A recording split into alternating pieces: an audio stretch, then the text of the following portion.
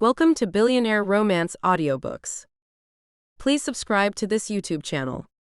It helps more than you know and is the best way to stay up to date on our latest releases. When you subscribe, you'll also get notified when we release new videos. Thank you for listening, and we hope you have a great day. The Last Bout. A Dark Mafia Romance Audiobook. Book 4 in the Never Been Caught series. By Michelle Love and Ivy Wonder. Audio copyright 2023 BFA Publishing.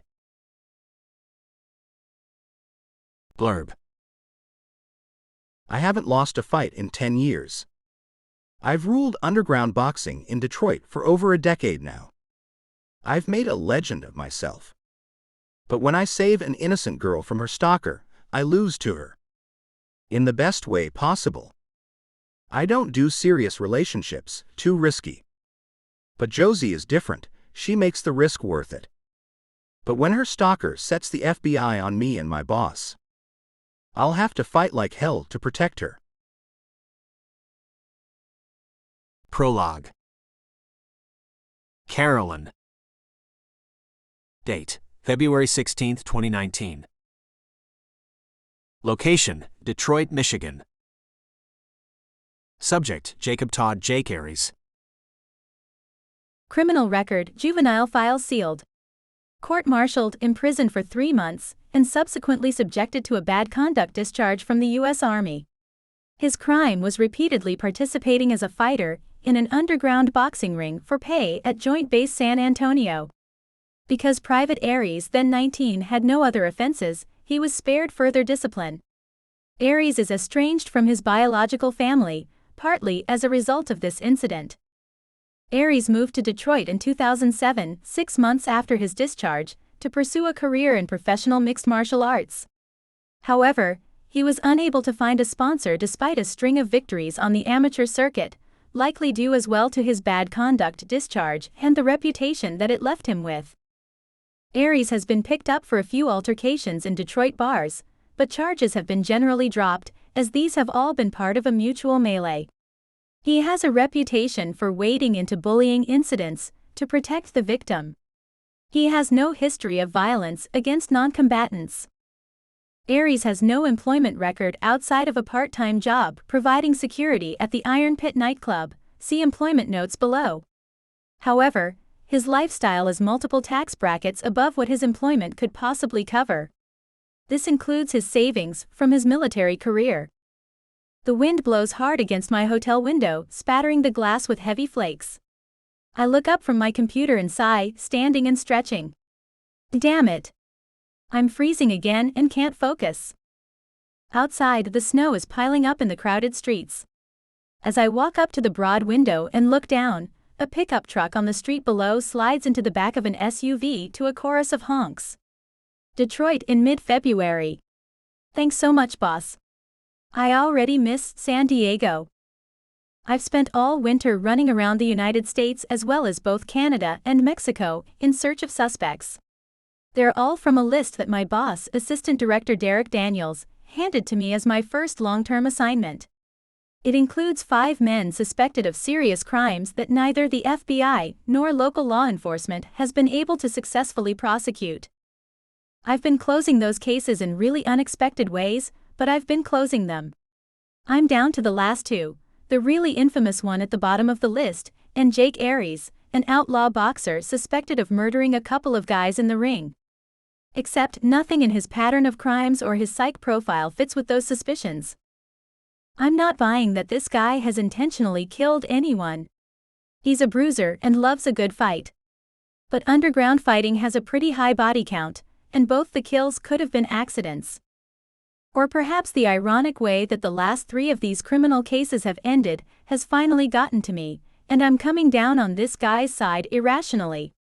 Mostly because I expect him to turn out to be just the same way, an outlaw, but not a clear and present danger to society. I used to be such a blind idealist before I started working under A.D. Daniels. Innocence and goodness were determined by whether you obeyed the law or not. I didn't think twice about the character or redeemability of outlaws. And now, Now everything's changed. Derek Daniels is under investigation for bothering nearly every single female employee under him at the New York office, including me. He's an assistant director at the FBI, with more money and power than I've ever dreamed of having.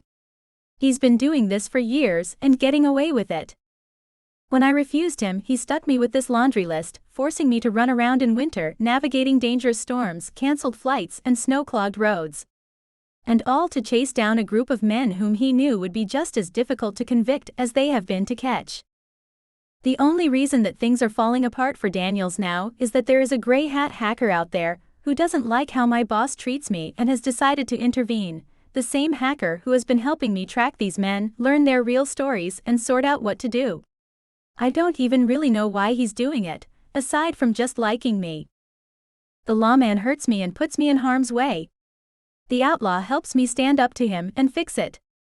The world has gone upside down and forced me to look at each of these men not just as a criminal to catch, but as a human being. I'm probably a better person for it, but I'm sure not I'm a happier person for it. Life used to be so much simpler. And not just because I've needed to take a more nuanced look at things. I have some more basic, personal, primal needs that these cases keep reminding me aren't being met. Going back to my desk, I bring up Aries' photos and roll my eyes in exasperation as yet another reminder of my little problem pops up on my screen. Oh, for pity's sake, again? I don't know if this factored into Daniel's decision of who to put on my list, but every single one of these criminals has been not only morally ambiguous, but an absolute snack. Tall, dark, and handsome guys. Blue-eyed blondes with boyish faces. The fifth case photo I can't even look at without my mouth going dry, a smorgasbord of hunks. And I don't even date. Is Daniels trying to torture me? I wonder as I stare at the latest example. Aries has the look of an athletic superstar, which maybe shouldn't surprise me. It makes perfect sense that a mixed martial artist working the underground scene looks like he was carved with lasers from a block of steel. But that doesn't help my thirst one bit as I stare at those photos. He dresses to show that awesome body off too. He's probably one of those guys who goes sleeveless until everyone around him is completely bundled up. Big and powerful looking, his tan skin gleams almost as brightly as his big rakish Hollywood smile. I don't know what kind of workout routine he follows, but it's sure paying off. His hair is cropped so close that it's a dark fuzz. Brilliantly colored, elaborate tattoo sleeves cover both his arms. His big almond-shaped bedroom eyes are so green it looks like he's wearing colored contacts. Another man so beautiful, I'd want him in my bed if I didn't know he was dangerous. But he is. Even if those deadly weapon fists of his are not wielded with the intent to kill, they had killed. I have to remain aware of that. My job this week is to find and question him in conjunction with those two murders. If I can bring in this guy, or better yet, the leader of the illegal boxing ring, I can get out of Michigan before I freeze to death. My new laptop in the armored case pings at me, and I look over. Another email from Prometheus, my hacker guardian angel. I still know almost nothing about him, aside from his reliability and extensive knowledge about the American and Canadian criminal underworld. That's what I need right now. Daniels gives me a list, a file, a budget, and plane tickets. After that corrupt, half-assing burnout considers his job to be done. I've never had backup except for once, and that was when we thought we had the current dawn of New York City in the bag. Prometheus sends me gifts and information. He has kept me from walking into danger. He's kept me from taking in someone who deserved it far less than the people who had been sent after him. He's even helped me collar an infamous mob hitter who was after one of the guys on my list. If it wasn't for him. I lean my forehead against my hand as the wind rattles the insulated window pane. The break in San Diego wasn't long enough. Winter is the loneliest season. Dark, cold, isolating, and full of family-oriented holidays that I've mostly had to skip this year while chasing criminals. It's affecting my mood and my judgment.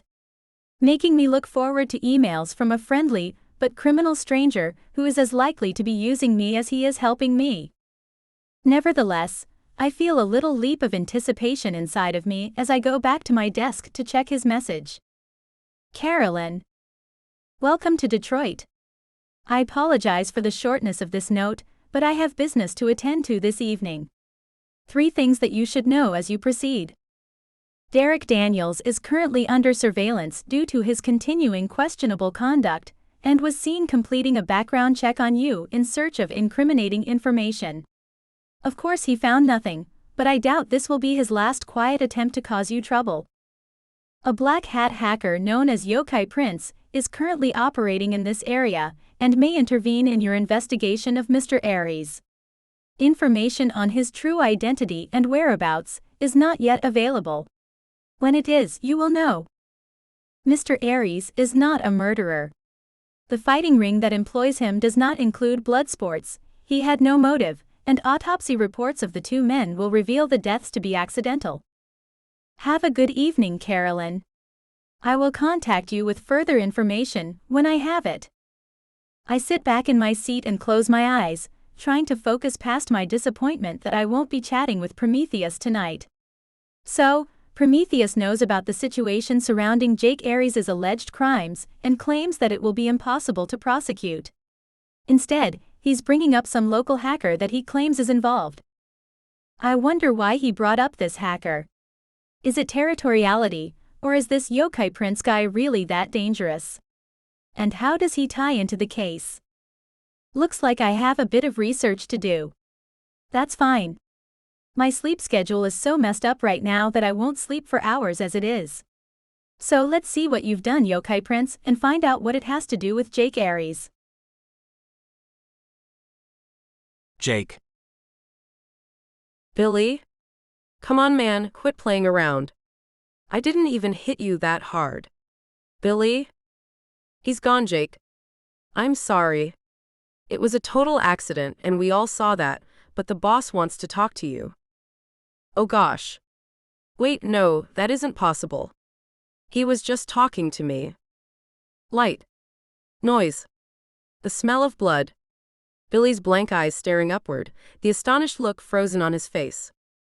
I sit up with a breathless little yell of shock and open my eyes to my own dim bedroom. I thrash the bedding aside and set my feet on the hardwood floor before I get control of myself, the adrenaline jolt leaving me shaking. Shit, I pant, staring around to get my bearings. Billy's been dead for 2 years. It's just the same damn nightmare again.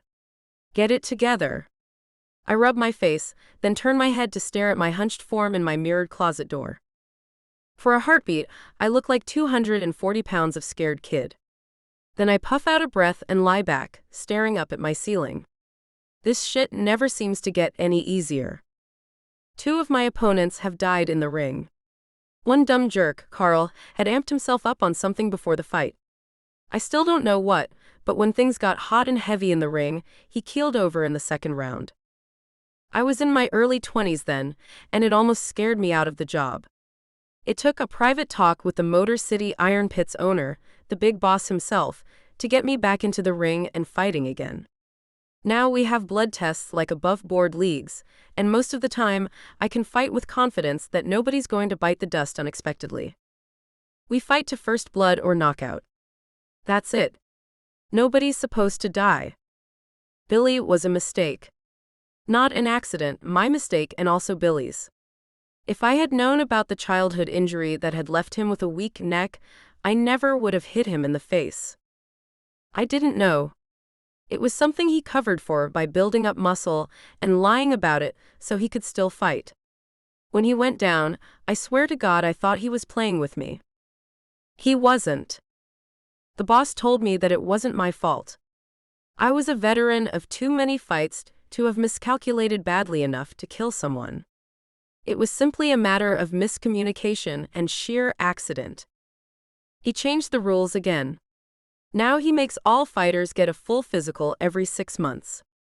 He takes good care of his people, I've got no complaints there. But somehow, 2 years on, I still scream myself awake remembering the shocked look on Billy's dead face. He was my best friend. The woman lying warm and relaxed next to me stirs and makes a soft sound like a bird cooing before turning her face to the pillow. I'm not surprised my thrashing didn't wake her up. I spent most of the afternoon rocking her to sleep. She's another fight groupie. I take home a few a week, make their fantasies come true, then gently let them go. All they really want from me is a good night, and then to return to their lives somewhere in the world with no strings attached. Everyone gets what they want. And what I want right now is relief and distraction, and maybe a chance to sleep a bit longer. It's 2 hours before my alarm goes off, and I want to use the time well. Not waste it brooding on a past I can't change. My old man's a jerk, but he did teach me a few things. You keep moving forward, he would tell me.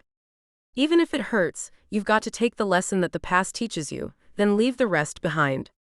Otherwise, you'll end up carrying that weight and slowing yourself up for the rest of your days. I have to get my mind off Billy. So, I roll over to look at the woman beside me instead. We shower one at a time after my alarm goes off. I toast her a bagel while I'm cooking my 30-gram steak and blending my smoothie. I'm a whiz in the kitchen. If you're serious about nutrition, like good bodybuilders and athletes are, you learn your way around food. We talk about nothing, then she starts talking about herself, and I start getting uncomfortable.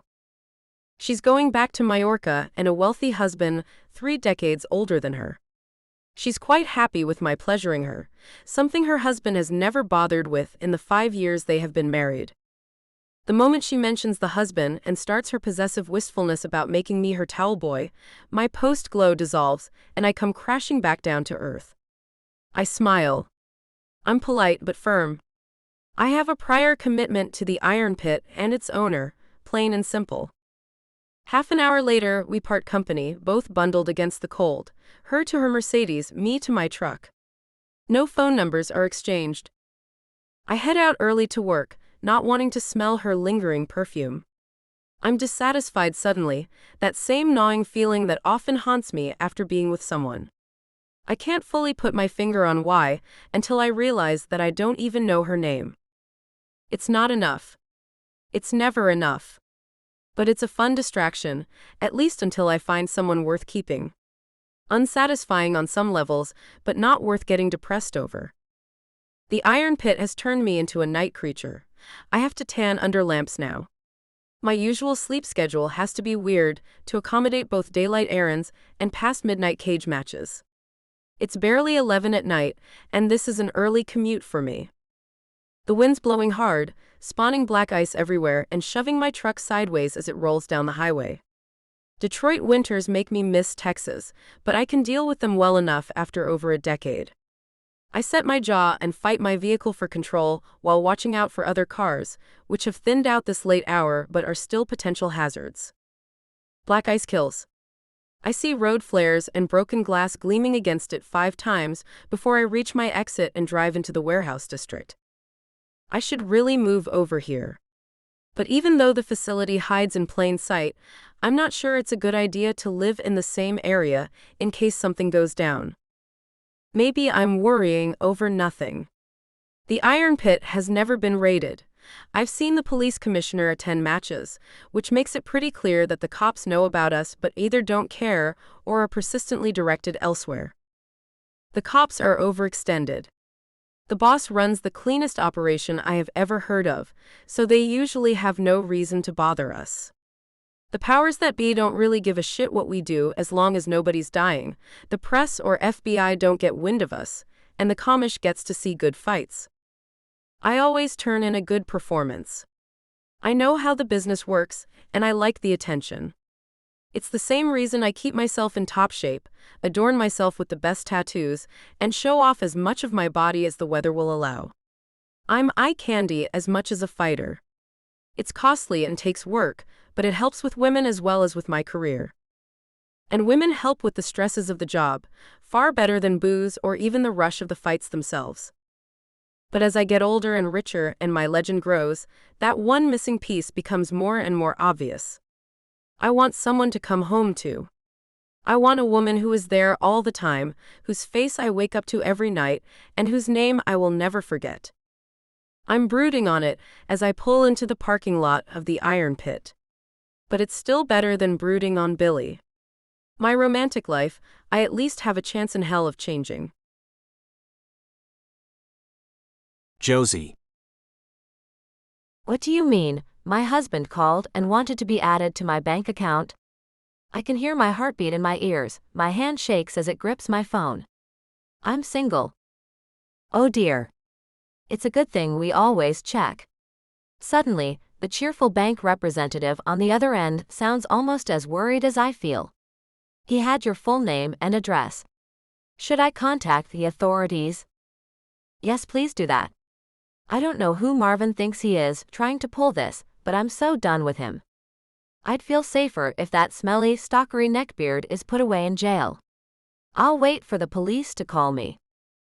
I'm lucky that Marvin doesn't know my account or social security numbers. But the information he does have is bad enough. My home address and my new phone number, which I've changed 3 times since he fell in love with me.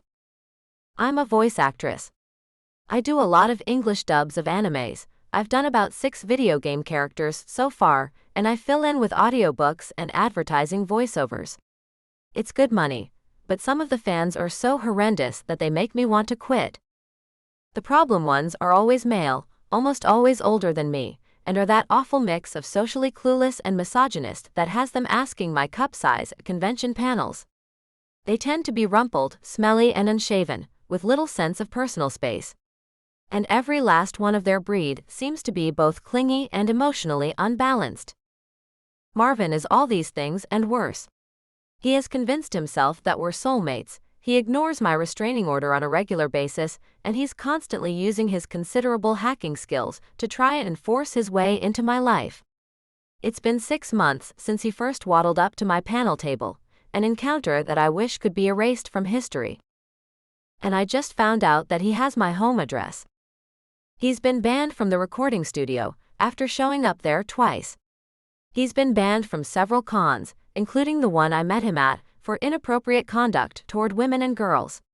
He probably has a criminal record and is pushing it by harassing me, but he doesn't care.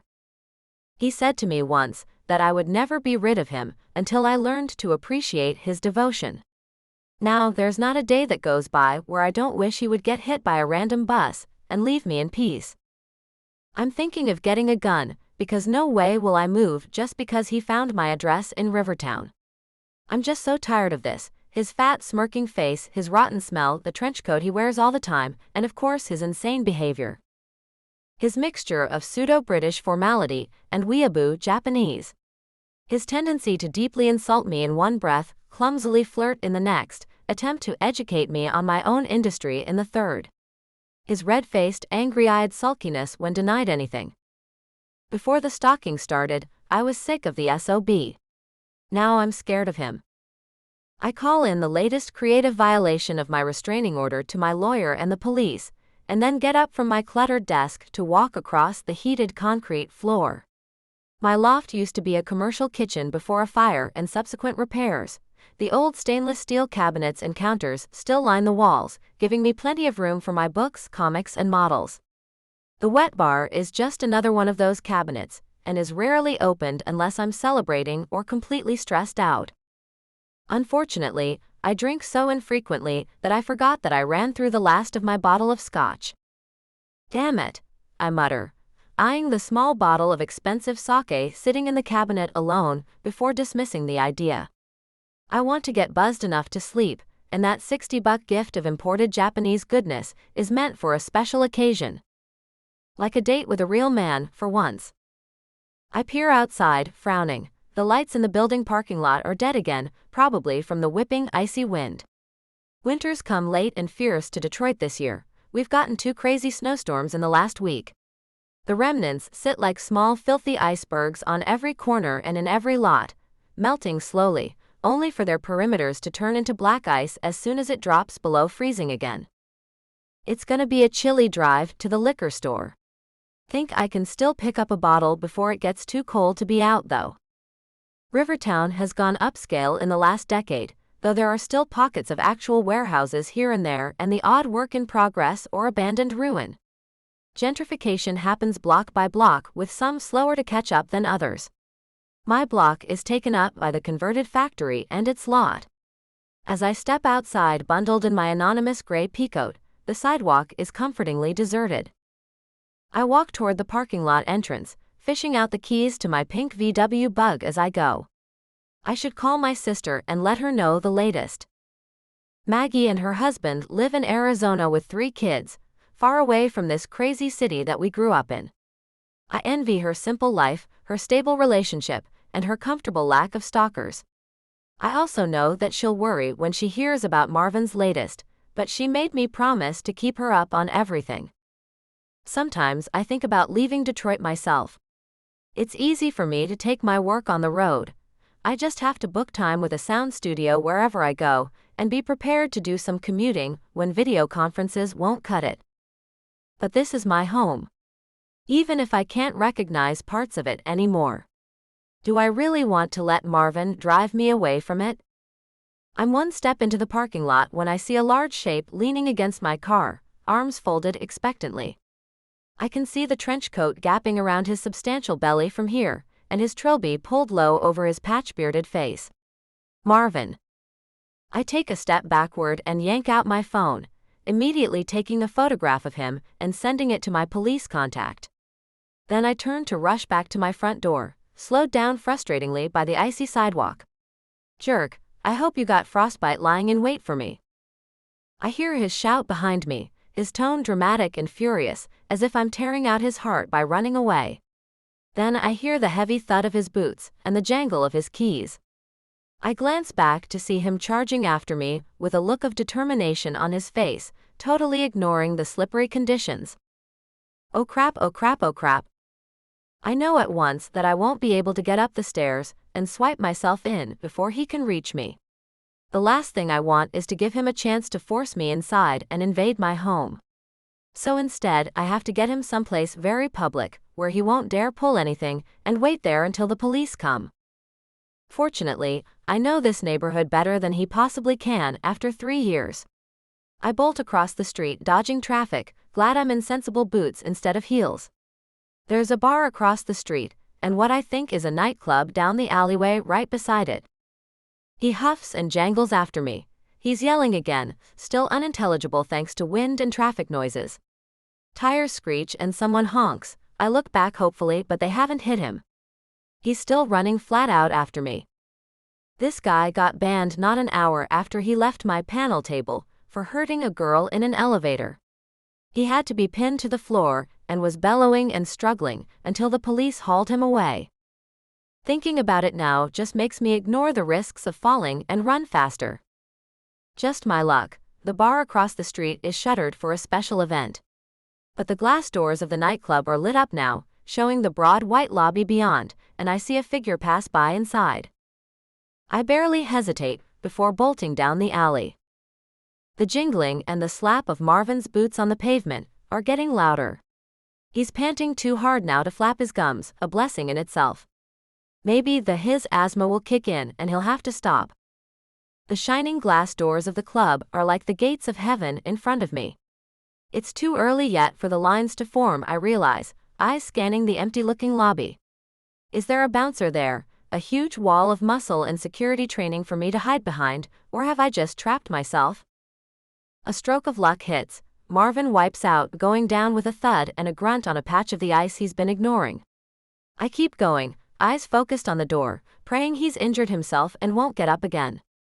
He screams after me in that strange mix of melodrama and fury, as he tries to appeal to the heart of the woman that he thinks I am. You can't run from me forever. You have to let me save you from your ambitions. It's even more out of nowhere than usual.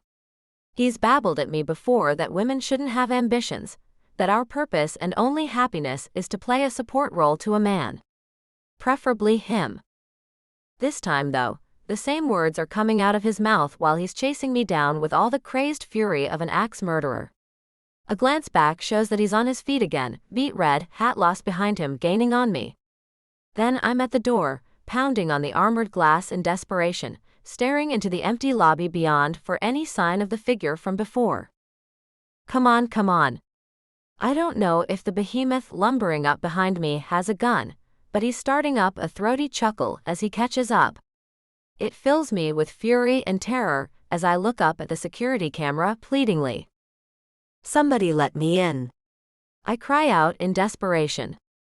I wish I armed myself before leaving home. I wish I never left to get the scotch. The door lock clicks open with a buzz and I yank the door open, then slip through and close it behind me, practically in Marvin's face. I hear him slam into the glass, and then start pounding on it as I bolt through the empty, anonymous-looking reception area. Thank you, security guy. I'll bake cookies for you.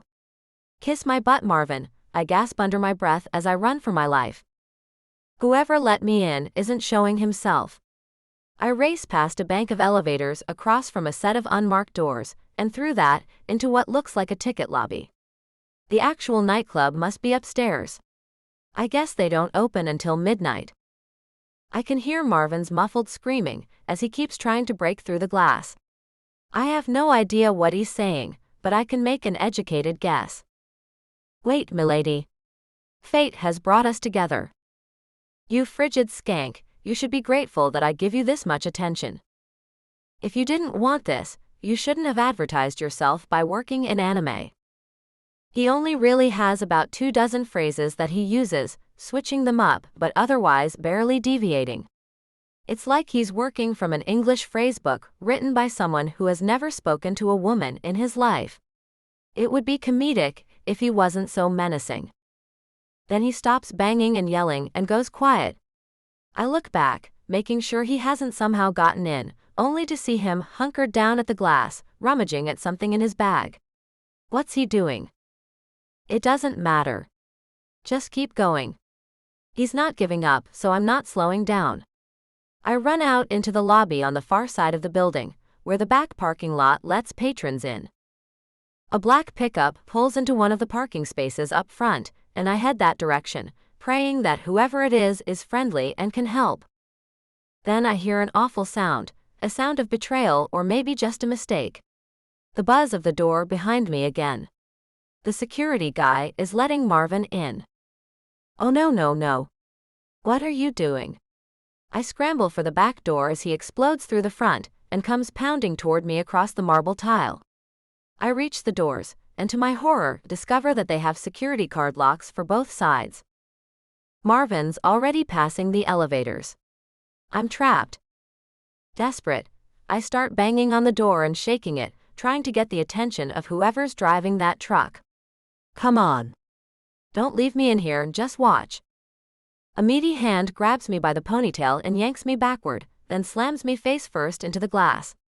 Marvin doesn't have much strength after all that running, but he makes up for it in vicious enthusiasm. I struggle to keep my feet under me as he drags me back again, and then slams me again into the glass. This time I just barely turn my head enough to save my nose, which is already bleeding. You want to knock on the door? You want to knock on the door? Here. Let's knock, bam. Let's knock again, bam. Pain rocks down my neck with each blow. His stench fills my nostrils as he pants and curses his way through trying to bash my face in. I see a smear of blood on the glass, and wonder if the jerk in the truck has just stopped to watch. I'm going to die from this, I think, my ears ringing so hard that for a moment I think the buzzing noise is just part of it. I realize that it was the buzzer to the door next to me, when I feel the cold air and hear Marvin's yell of horror, cut off with the sound of a blow. His grip on me shifts, he lets out a panicked whimper and yanks me around to shove me between himself and someone else like a shield. You can't hit me now or you'll hit her, he wheezes as that someone looms over us both.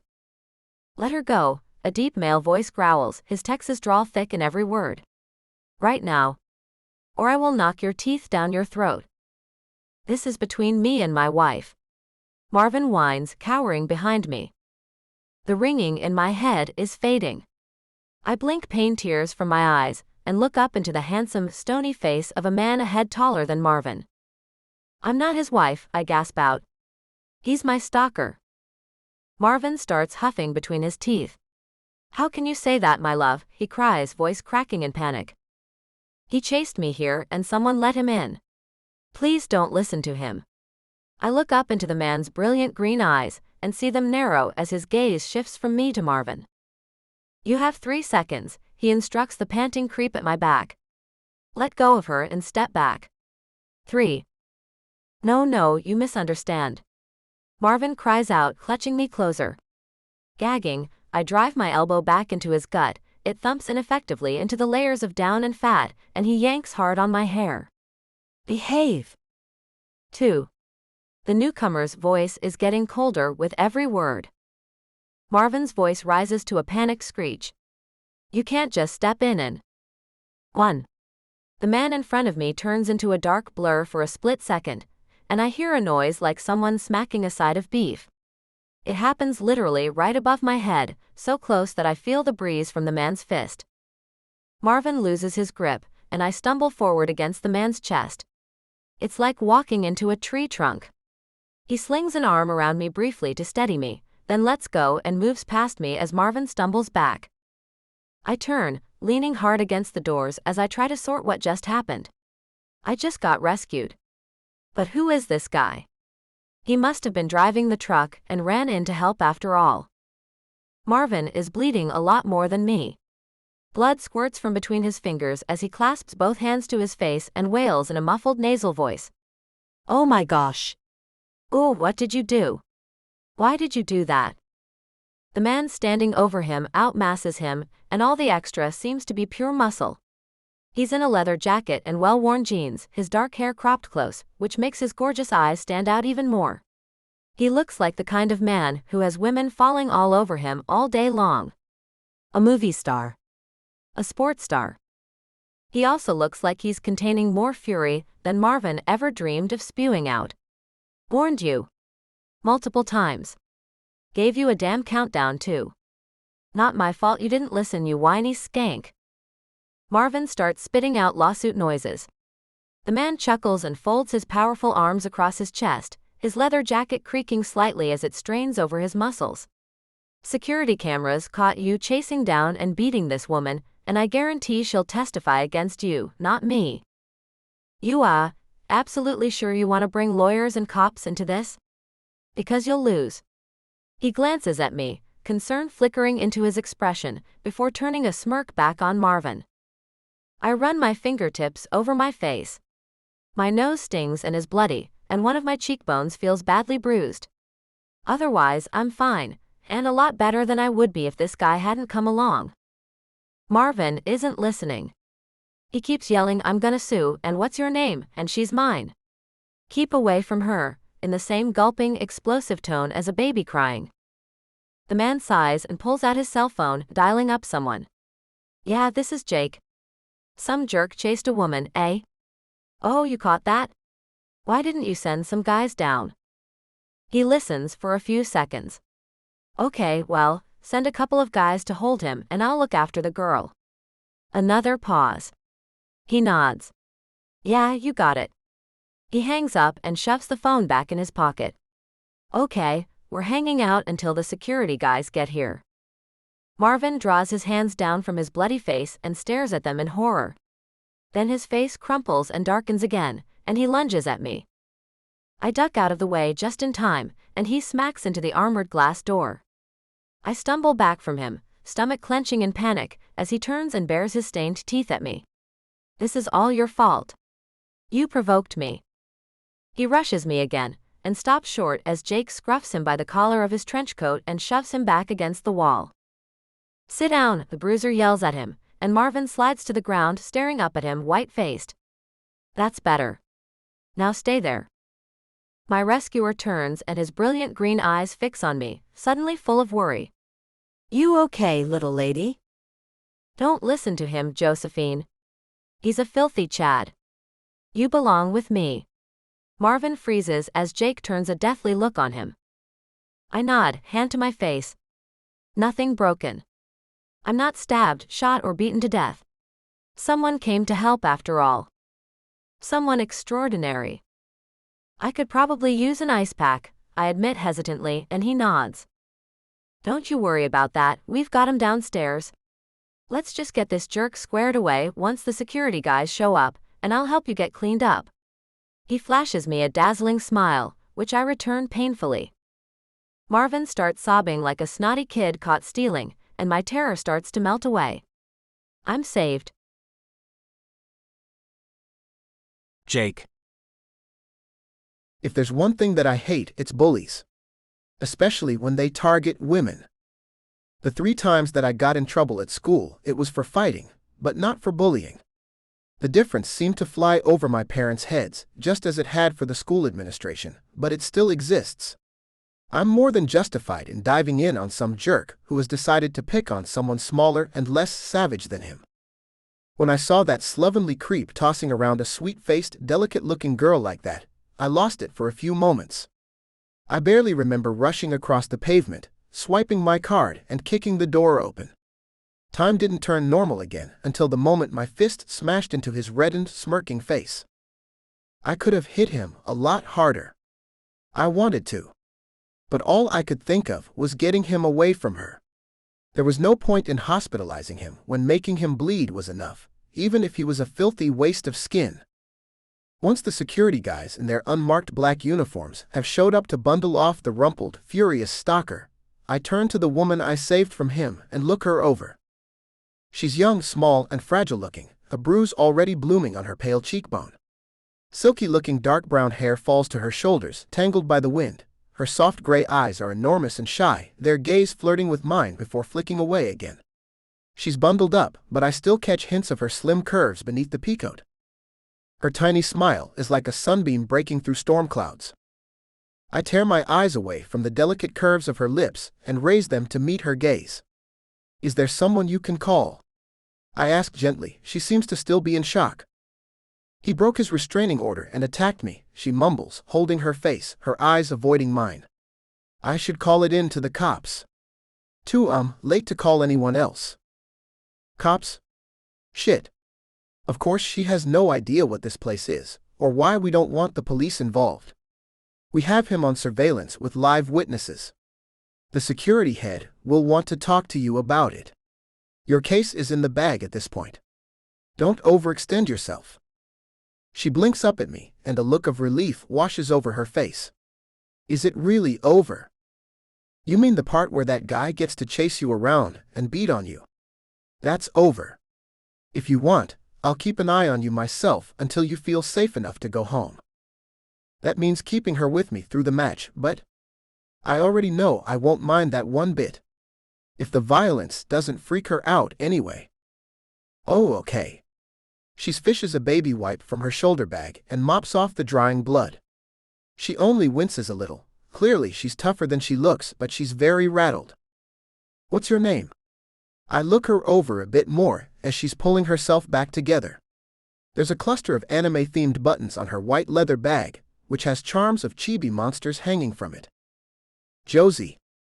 Thank you for saving me." I didn't actually say that, did I? I should. "Thank you." She's flustered, chattery. Better than frozen in terror, but not by much. I want to go downstairs to the holding cell and hit that guy again. "Hey look, no problem. I hate guys like that." I smile at her, offering a hand. She hesitates and takes it, her slim, gloved fingers tracing across my palm timidly and vanishing in my careful grip. "I'm Jake. Let's get you that ice pack." On the brief elevator ride downstairs, she stands still, eyes closed, as if she's still convincing herself that her rescue wasn't a dream. I'm not sure what I can say that would help, so I leave her to it. At least she's not hysterical. Each of the starfighters has a suite in the first sub-basement. With my 10-year win record, mine's the biggest. I lead her through the steel door into the warren of concrete rooms beyond, which I've tried to make less tomb-like with mirrors, plants, and natural spectrum lights. At least it's never cold or damp down here. "Have a seat. You want music?" I pause beside the stereo on the way to my gym room. "Jazz if you have it," she murmurs, frowning at her reflection in one of my posing mirrors. I do. I'm more of a hard rock guy, but jazz is easier when I have a headache, and she probably has a killer one. I put on an Ella Fitzgerald collection and go to fetch her ice pack. "So, what do you do?" I ask as I rummage through my mini fridge's tiny freezer shelf for an ice pack of the right size. It's pretty clear, from the way she's looking around at all my fighting gear and memorabilia, that she's just starting to understand what I do. She'll probably also quickly realize why this place has so much security. Then again, we saved her ass. I doubt she'll have a problem keeping secrets, especially if the boss compensates her. Which he probably will once he learns all the messed up details. He's that kind of guy. I'm a voice actress. Animation, mostly. She smiles and then winces as the expression aggravates her bruise. Ow. She hastily takes the ice pack I hold out to her and puts it over the injury. That's cool. You've probably figured it out by now, but I'm a fighter. The arena's actually downstairs. You're a boxer? She lifts an eyebrow only slightly. Mixed martial artist. Her surprised expression amuses me. I grin briefly. Bet you didn't know what this place is. I had no idea. I honestly thought it was a nightclub. She touches her lower lip with one finger. Nice clothes, fancy cars, crowds after midnight. Oh, it is. There's one upstairs that the boss also owns. Perfectly above board. But I work downstairs. She continues examining the room, taking in my rack of practice padding, the vintage boxer posters framed on the walls, the row of kettlebells I couldn't fit into my workout room. Downstairs is a private sports arena? Very private. She hasn't quite gotten it yet, but that's fine. I don't actually want to give her too many details. Part of the reason that the security manager will probably want to talk to you. Is he the one who buzzed me in? Because someone let Marvin in too, or I could have just hidden in here. She looks so worried that I know she's not exaggerating, and probably not mistaken. What the hell, Dave? Okay, that's just messed up. Hang on a second. I pull out my phone while she nods and keeps icing her face. Calling the security manager back takes half a second. Yo, Dave, we've got a problem. What? I can hear a couple of security guys chattering in the background. Shut up, he snaps at them and they go quiet. What were you saying, Jake? Somebody let the guy in who was chasing her. Just buzzed him in after her. Was that your call?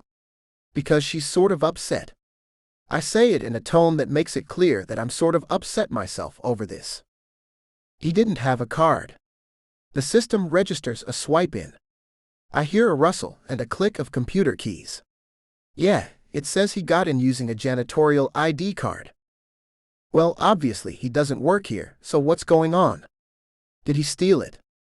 I turn to Josie. They didn't let him in. They say the system says he had a card. She goes very pale and her eyes widen. Oh gosh. I had no idea Marvin could work that fast. She stares me in the eyes earnestly. Look, they need to search him for anything computery. The guy's a hacker. He stole a lot of my information, that's how he tracked me down. Shit. Okay. I get back on the phone. You hear all of that? Yeah, I heard it. He sounds resentful. Why'd she take this long to warn us? Buzz off, Dave. She's barely stopped bleeding, I growl, even more annoyed. I don't know if he's drunk on the job again, or if he's broken up with another girlfriend, or both, but he's off his game and needs to stop blaming others. Why haven't you searched him already? That doughboy. How could he be dangerous? You already made him cry. A far-off buzz gets some exclamations and chatter. We checked him for weapons. I roll my eyes. The guy's a hacker, Dave. Did you check him for electronics? Just then, the lights flicker and I hear a faint alarm go off. Dave swears under his breath and I wince, closing my eyes. I'm taking that as a no. Chaos erupts on the other end of the line and I facepalm, making a mental note to call the boss about this. Call me back when you have this in hand. Take this seriously for once. He was trying to kill her, not deliver a damn Valentine. I hang up and turn to my guest, who is sitting there very still, her face pale. Oh gosh, she mumbles. I see the dam about to break and that bullied look of panic, and my stomach drops. Oh hey, wait. No. Come on. Don't cry. Don't let him make you cry again. I crouch in front of her, catching her gaze, and she barely manages a wobbly smile. Okay, that's better. Just hold on. That guy isn't getting through me, honey, even if he gets through that door. I hold her gaze, those big, lovely eyes that would make me want to stare even if I wasn't trying to get her attention. Understand? She swallows and nods, tears brimming in her eyes still but her despair draining away. I give her the most reassuring smile I can muster. Good. I've never lost a fight, little lady, and I'm not losing the one for you. I realize how that sounds even as it's coming out of my mouth, and see a flicker of something in her expression that I don't recognize. Then she blushes and glances away. Thank you, Jake. Why don't you tell me what this good-for-nothing has been up to? I think I'm gonna have to tell the owner. Dave has obviously messed up, and I don't want you paying for it, so it's time to go over his head. I stay where I am, heel sitting close to her. This close, I can smell a delicate, slightly spicy floral perfume rising from her skin and hair. It's nice. So is watching her relax in my presence. I wonder how long it's been since she's felt safe. There are a lot of anime fans who are just wonderful. But then there's this minority who get overinvested. This guy Marvin showed up at a convention I did a signing at 6 months ago, and he's been stalking me ever since. Her lips tremble. I bring her a bottle of water and she sips at it, nodding thanks before continuing. He never really told me why he picked me. I guess I did the English dub for one of the characters he obsesses over, and that touched him off. Which is even more weird and creepy, since I've been doing this since I was 15, and some of my characters are as young as 9. I lean back, the corner of my eye twitching. You? Yeah, and I'm petite and look young for my age, even when I dress like I'm about 40. It's the big eyes. She sets the bottle down and puts the ice pack back on her cheek. He decided that I'm his dream girl, and that I don't get to say no. I should have hit him in the nuts instead. I growls a bit loudly, and she lets out a nervous little laugh. Sorry, I mutter, ears prickling. But seriously, what the hell? She actually laughs a little. I smile with relief and drag over a chair to sit in. I've had to deal with socially awkward fans before, and even some real jerks, she tells me. Dirty pics, the usual garbage that women online get when we get even a tiny bit famous. She sobers. But this is different. There's so much hatred right below the surface with Marvin. If I don't act like his perfect doll and play to his fantasies exactly, it's like I have to be punished. She goes on from there, telling me about the stalking, the restraining order, its violations, and him finally showing up tonight at her home, which is across the street from our back entrance. The privacy invasions, his creepy emails, even doxing her, was nothing compared to that. Finally she finishes, tears in her eyes again as I stare at her incredulously. All that crap in 6 months. I breathe and she nods. My phone rings and she jumps slightly. I answer. Dave. Well, he got through the cell door's electronic lock and rabbited on us, he says way too casually. If he's still in the building, we'll catch him soon. Otherwise he's in the wind. F you, Dave. Well, ain't that fine and dandy? You had better tell the boss. He starts to stammer, and then mumbles that he'll take care of it and hangs up quickly. I stare down at my phone. Damn it. Good job messing things up, Dave. Then I hear Josie's soft whimper of distress, and turn to see that those threatening tears are finally falling. Aw man. I'm going to personally kick this guy's butt when I find him. Josie? I can't go home, she whispers. He knows where I live. That's when I make a decision that maybe I'll regret, but right now it not only feels right, it feels like the only thing to do that doesn't make me a callous jerk. Then tonight you're not going home. I'm putting you up someplace safe, and I'm not leaving you unguarded until the police grab the jerk. Okay? Her eyes widen in shock. You do that? I nod grimly. I told you. I hate bullies. This guy has to be stopped. The police are 3 steps behind, and now Dave's messed up. I won't, I tell her firmly. You can count on me. Josie. Nobody's ever protected me from anything before. As I look into Jake's brilliant green eyes, the idea of him lending all his strength to keep Marvin from getting to me washes over me and has a strange effect. I go warm all over and feel the terror start to dissolve. Maybe I should question why this total stranger would do so much for me, but I can't change what it's doing to my emotions. Or my body. So here's the deal, he tells me. I've got a match tonight. I'll get you a seat to watch if you like, and someone to sit with you. One of my buddies watches all the matches. I'm sure she'll do it. Nobody ever messes with Cynthia. I've never watched a mixed martial arts match before, let alone an underground one. And no way am I walking out of this building unaccompanied. Marvin isn't going to let this go, and I can't trust the cold to drive him indoors. I think I'd like that. But what about after? He smiles slowly, and I see a faint gleam in his eye that makes me feel more dizzy and flustered. The boss owns a hotel by the airport. He puts up his VIP guests there and shuttles them in via limo for the matches. I'll snag you a room for a few nights. I watch as he dials in and makes the reservation, just like that. This guy seems to have all the answers. It's so easy to put my trust in him that I feel myself sliding deeper into infatuation the more that he takes charge. Okay, I murmur breathlessly. He may just be being nice, I try to remind myself. Or he may just want to sleep with me. The problem is, either one would disappoint me in different ways. If he's not being nice, I won't want to sleep with him. But if he's just being nice, I don't have a chance with him. Am I just being fickle? I've never thought I would have a chance with a magnificent hunk of man like this.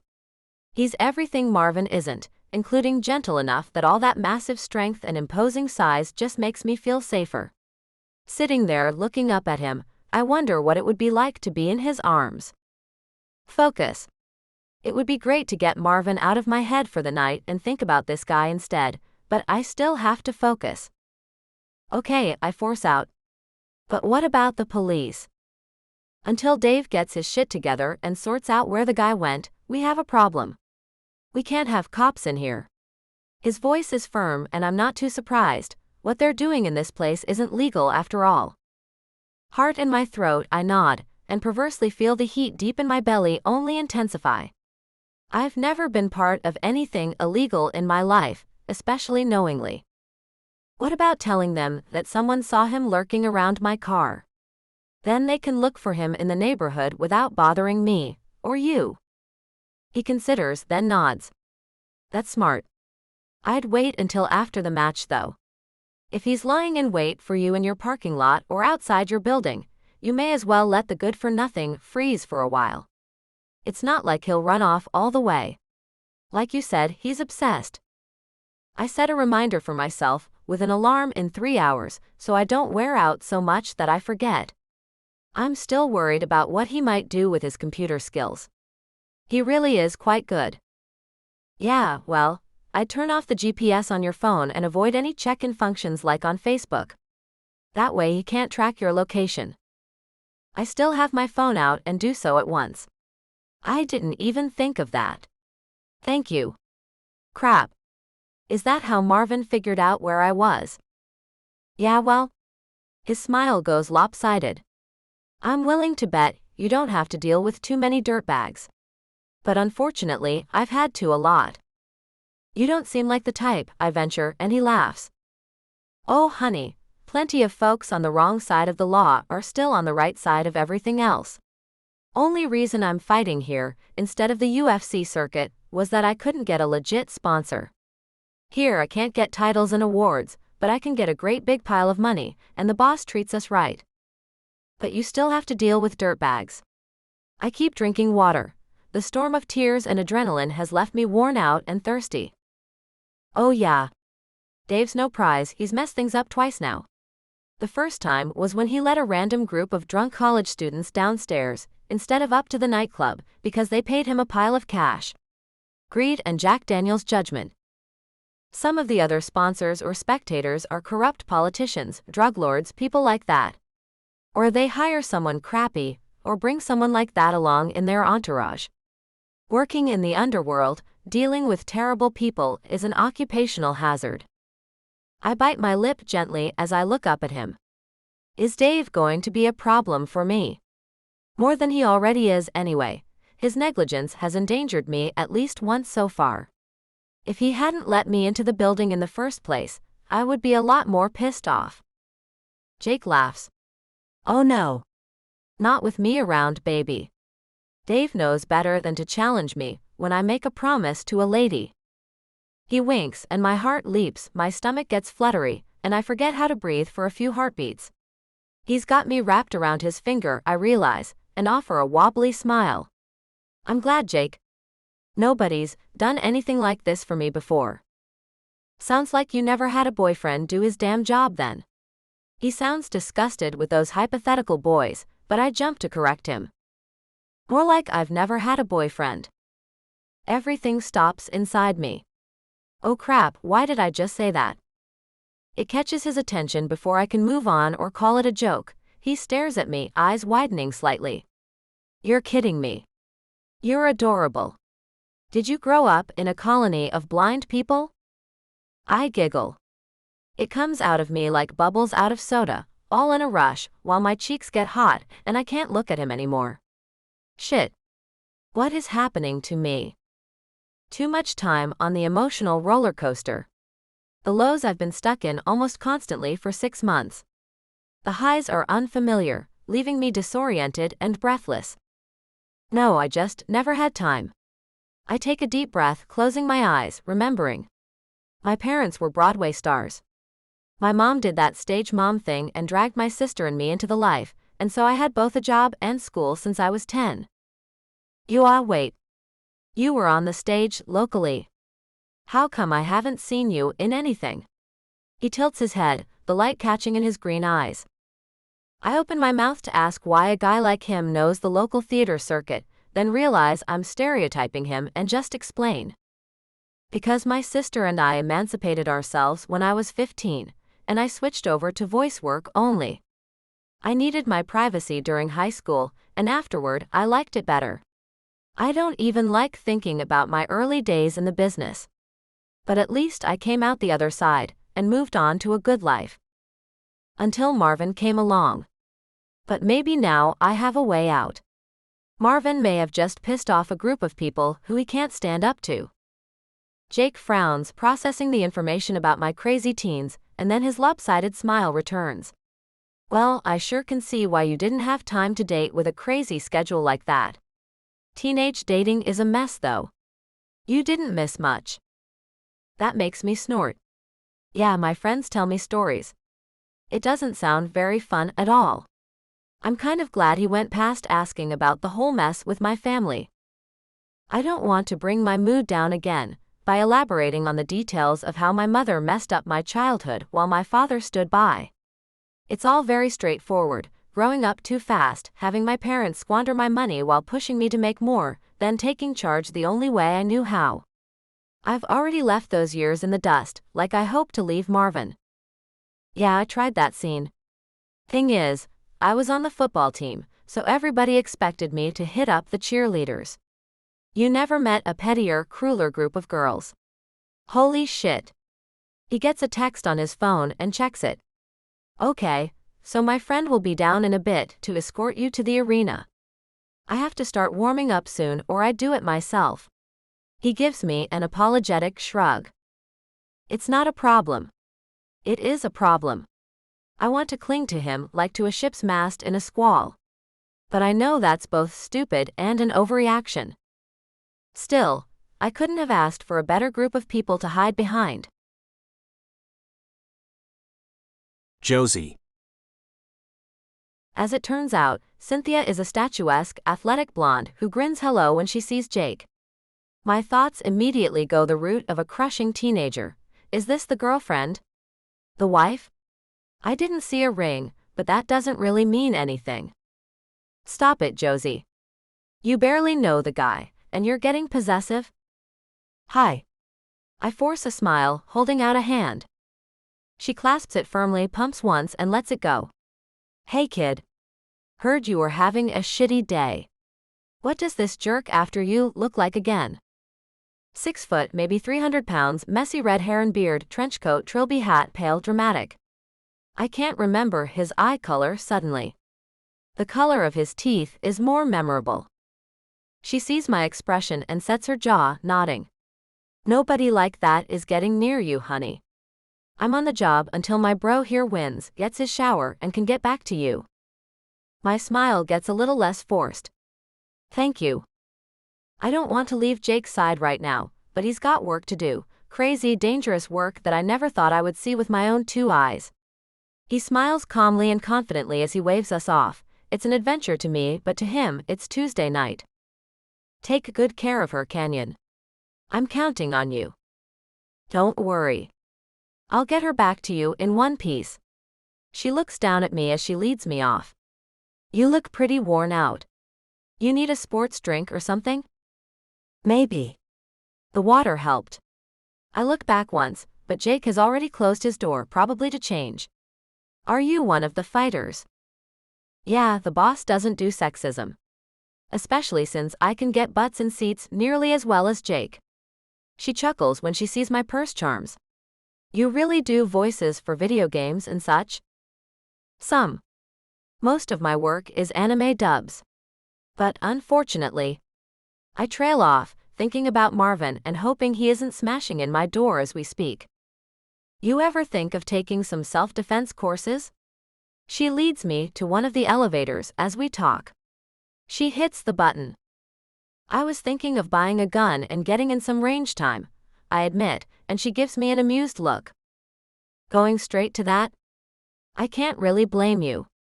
But Jake and I could teach you some shit that will let you win out over a bullying creep like that without a gun. If you're interested, of course. She looks me up and down. He's like 3 times my mass, point out, and she just laughs. Bruce Lee weighed 140 pounds and could kick even Jake's ass, honey. It's not about how big you are. It's about how hard you train. The elevator arrives and opens, and we step inside. Honestly, because most of his mass isn't muscle, he's at a serious disadvantage against people who know what they're doing. This is so far out of my league that all I can do is nod and listen. She leans against the far wall, folding her arms, and looks at me seriously. First things first, though. This guy knows where you live, and he's really good with computers and electronics. That's right. He got through your outside security door somehow. I don't know enough about computers to figure out how, but this place seems pretty high-tech, so that should give you some idea of why I'm worried. I glance up at the security camera, hoping that Marvin isn't somehow staring at me through it right now. Effing Dave. You know, we've tried with him, but when Katie hired him, I had a bad feeling, and it's played out just as I thought it would. Her scowl reminds me of Jake's. At least he buzzed you in when that guy was running up on you. Yeah. I close my eyes and lean back against the elevator wall. He did. And then Jake showed up and did the rest. You were lucky. You let us teach you some stuff, and you won't have to rely on luck. Her voice is a little harder than Jake's, but there's warmth in it too. She seems to mean well. I open my eyes and look up at her, and nod. Okay. I mean, you guys have done so much for me already, but that's something I want. I don't want to be scared anymore. She grins widely and thumps me gently on the shoulder. There you go. We can talk about scheduling you after the match. Now let's stop by my dressing room and get your makeup fixed. I'm shocked when we get there, and this Valkyrie of a woman sits me down in her makeup chair and starts fussing over me like a backstage matron. You clean up pretty well, she comments as she works. Thanks. I used to be on stage as a kid. I quit to do the voice work. I hesitate, but no time like the present. So how did you and Jake meet? We trained together, along with the other fighters. The boss sponsors 10 of us, 4 women and 6 men. We fight each other. We fight guests. I met him 6 years back in the weight room. She laughs a little. His accent was so thick back then that people used to ask what cattle ranch he grew up on. Then he kicked everybody's butt in the ring at least once, and they stopped laughing and started buying his beers. Wow. I smile a little, and then stop talking as she starts brushing on my lipstick. Yeah. Anyway, we hit it off pretty fast, learned a lot from each other, and he actually gets along with my family, so pretty much my bestie. She tilts her head slightly and meets my gaze in the mirror. You're not crushing on him already, are you? I watch my face in the mirror turn red. You She snorts and starts adding the sealer. That's a big yes. Oh crap. Guess I don't know how to hide my feelings well even now. Well, he did save me and he is, hot, she finishes, and I let out an awkward squeak that makes her snicka. It's okay. If I wasn't married to Henry, I probably would have hit on him pretty hard myself. And if you want to play, well, he'll treat you right. Is it possible to die of embarrassment? I don't know anything about playing, I mumble in the direction of my shoes. Oh, really?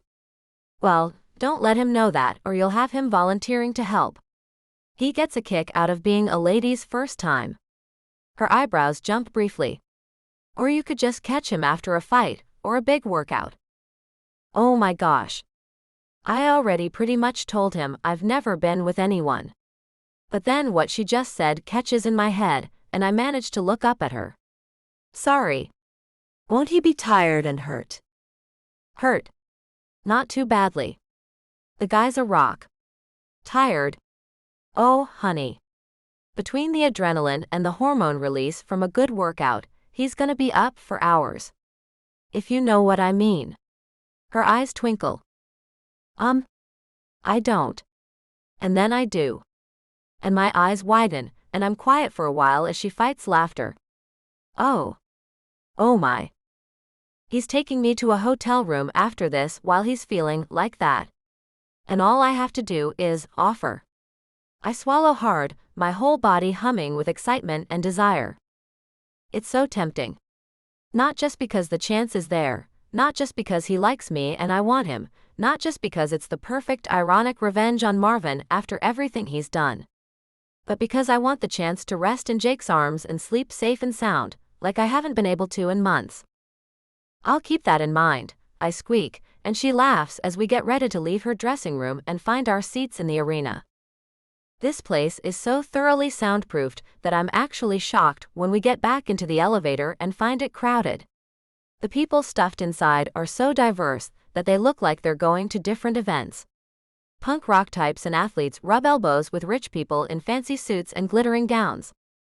Cynthia ignores them all as she chatters at me about the fights, their rules, their standards, and what Jake will be facing tonight. Some guy from Thailand. They churn out some seriously badass fighters, but I don't know much about this one. His sponsor worked out a deal with the boss for him to be a guest.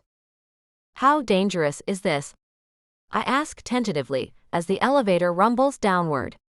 Jake's never actually been badly hurt fighting like this, has he? He's strong, he's my hero, but I don't want him to bleed. Jake hasn't lost a fight in 10 years, Cynthia replies simply, her voice gaining even more confidence. If he's gonna lose anytime soon, it won't be tonight.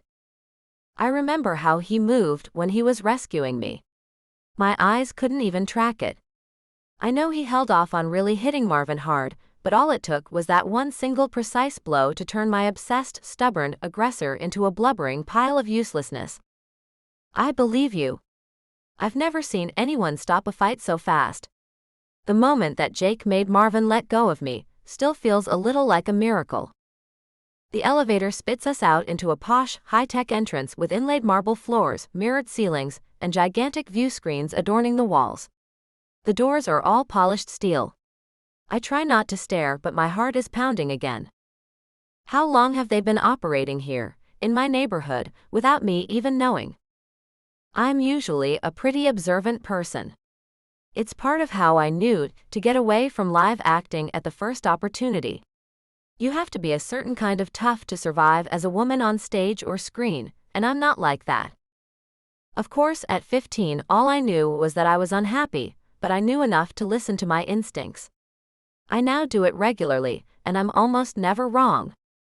But this place flew completely under my radar until the people here saved me from Marvin. This boss of Jake's is so clever that it scares me a little. But whoever they are, I owe them thanks too. The arena isn't very big, it seats 500 people in plush accommodations.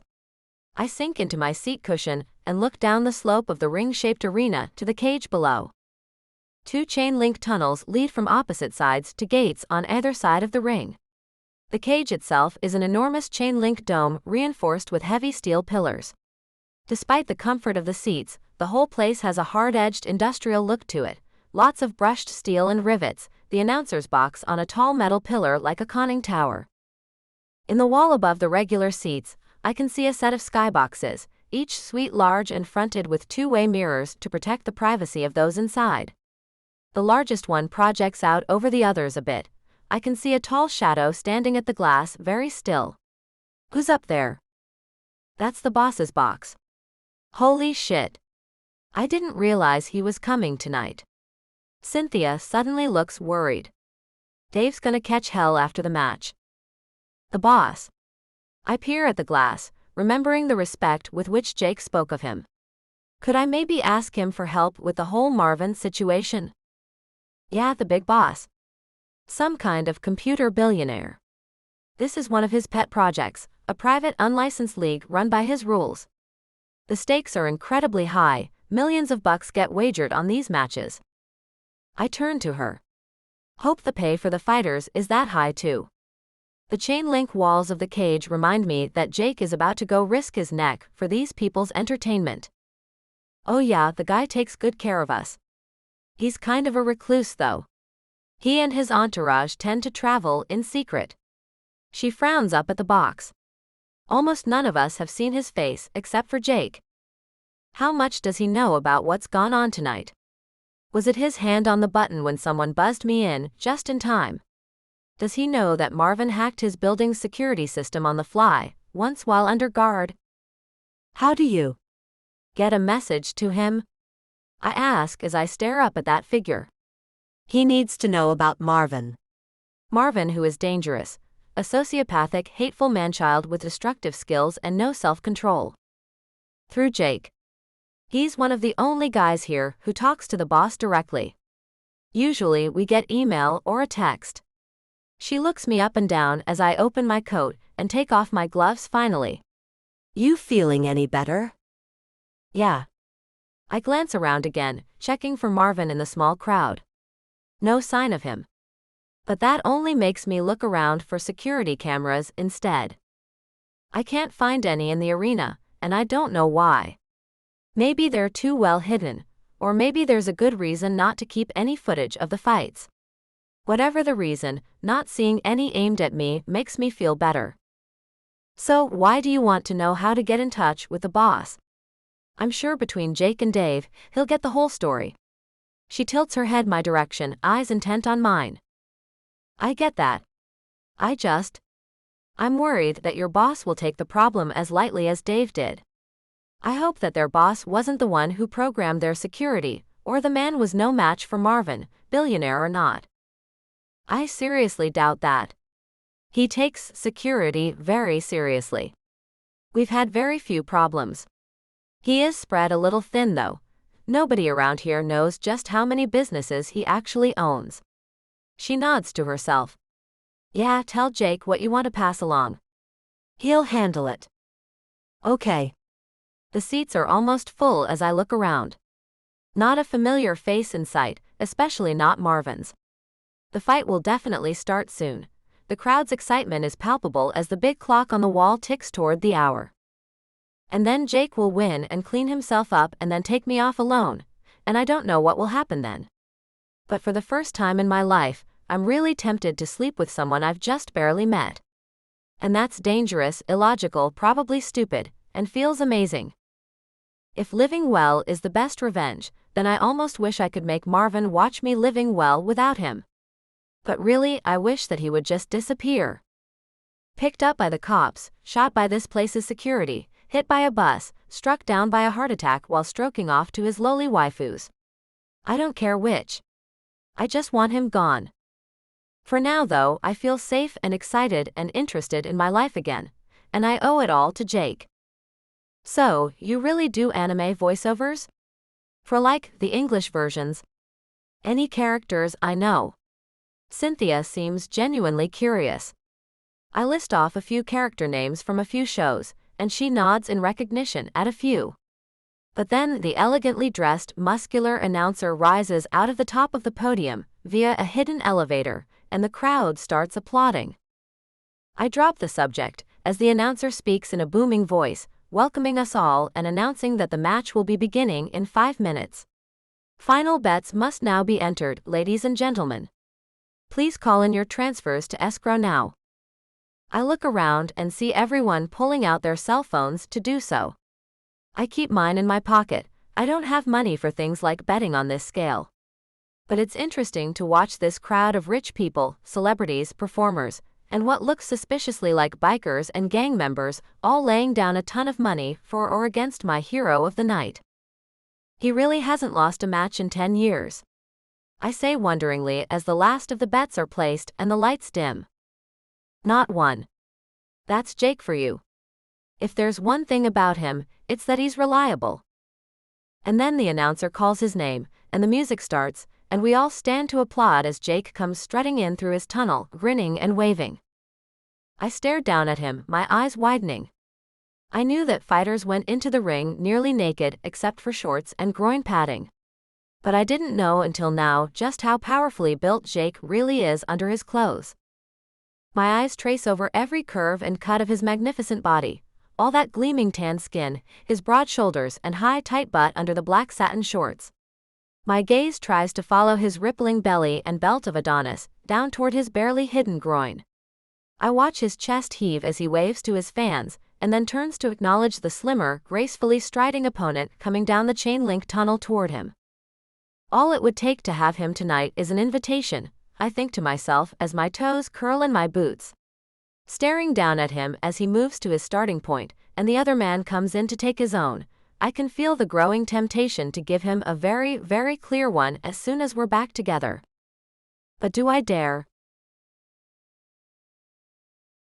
Jake. The lanky, dark-haired fighter across from me isn't one for banter. That's fine with me. He was polite and waved to the crowd when his name was announced, and that's good enough to keep their attention. But now it's go time, and Chanchai here isn't just silent, he's barely looking at me. Focus, buddy. I don't want to nerf myself so badly that we don't give them a good show. It's no fun if I just land one on you while you're an inch from pulling your phone out and checking your Tinder. Or whatever has him so distracted. I'm a pretty patient man, but lately I've been less than content with my job. I make a pile of money and enjoy the company of most of my coworkers. But even though I'm showing enthusiasm with every expression and gesture, I'm already a little dissatisfied with this fight. Most MMA fighters on the underground circuit here in the United States are boxers, kickboxers, or other kinds of competitive athletes who would go legit if given half a chance. They're used to fighting by a certain set of rules, like weight classes or forbidden rules. I've fought guys like that for over a decade, and I'm so used to their techniques that it's gotten too easy to counter them. But many underground fighters come from a whole different tradition of ring fighting, with their own rules and standards, making them unpredictable to me, and more of a challenge. That's why I get stoked when a guy from a totally different part of the world signs on against me. But this one's acting like he's even more bored than I am. And that kind of pisses me off. Come on, man, give me something to work with here. Then again, I'm in a perfect position to do something about his inattentiveness by giving him a warning shot. Nothing game-ending, just enough to wake him up. The bell rings and we're off, circling each other, looking for an opening. I feint a lunge at him. He backs off marginally, but his black eyes are fixed more on the crowd than on me. They're just a bunch of rich jerks placing bets on which one of us bleeds first. I'm the one in punching range. Shit, maybe the guy's just jet-lagged and I'm being pissy for nothing. I came into the ring irritated over the whole Marvin mess. That's probably all this is. I don't feel like chasing him around all day, so I fire a jab at his face to test his reflexes. And suddenly, unexpectedly, the magnificent jerk comes to life. It's like he's suddenly decided I'm worth the effort. He ducks the blow and immediately tries to lock up my arm. He's faster than I thought and his grip's perfect. I lean into his movement and manage to get out of his grip before he can fully immobilize the limb. But my arm still hurts as I pull it free. Now it's my turn to dance away, bobbing on the balls of my feet, wary of the next surprise this guy will unleash on me. I'm smiling again, and not just for show. Finally. Chanchai has a gleam in his eye now, just the tiniest hint of a smile on his lips. Whatever he was distracted by before, or pretending to be distracted by, it's been pushed out of his head. He's all in. The crowd roars as we trade our first blows. We test each other, then start circling again. He explodes forward in a flurry of hard, sharp kicks, forcing me to dodge and get some distance. He doesn't seem to expect me to go on the defensive so easy. His eyebrow lifts slightly in surprise. So far, I've come at him with classic boxing moves. Nothing fancy, nothing that shows skill or training beyond that. Maybe he thinks I'm a one-trick bruiser with no depth or breadth to my skills. But nobody gets a decade-long undefeated record by being that lazy. It takes perfect timing. I let him burn energy driving me back against the chain link, then bounce off it hard as he's got his leg up and drive him off balance. He flips to his feet, right into my elbow. I pull the blow at the last second. Not much, but enough that I know he's getting back up. He hits the mat again, eyes wide and stunned but still moving. When the count comes, he's up in 3, shaking it off and eyeing me warily. That's right, buddy. I'm not just a bruiser. Now give it your all and let's entertain these bloodthirsty suckers. I'm a strategist. So's my opponent. We're sizing each other up as we circle, and the excited crowd yells suggestions. I block them out, focusing everything on him. The man to make the first move has a disadvantage, unless he's accurately predicting a telegraphed blow. Once he commits, the uncertainty of his opponent's next move collapses to a few clear choices. Options for courses of action disappear. Meanwhile, every action teaches your opponent about your skills, your style, and your level of aggression. Right now, we're both aware that we underestimated each other, and we're both on the defensive. But I'm aware of something else too, all those people out there expecting a good show. If I let them get too bored, the boss and I will take losses of another kind. Fine. This might hurt a little, but it's worth it. I'm tough enough to take some hits. Just as long as he doesn't make me bleed. I'm winning this match, even if I have to ice a few bruises to make it look good. So I go on the offensive, but not recklessly. I just make it look that way. I go high with kicks to the head and punches to the body. I go low into leg sweeps, pushing myself not to stay on the same level too long. He isn't expecting my speed, I'm too big and bulky looking. But those kind of assumptions are just another weakness that I can exploit. And exploit it I do, returning fire with a volley twice as fast and complex as his own. I connect a few times. Nothing as good as that elbow, but then he counters and I take some hits myself. Back and forth we go. The next time I connect, he backs off, holding his side, but recovers fast. Wearing him down is going to cost me. But I don't want to unleash any match-ending moves too soon. The crowd is roaring. That's the part one loved the most, making these matrons and captains of industry and government bigwigs scream my name when they would have let me die on the streets as a kid.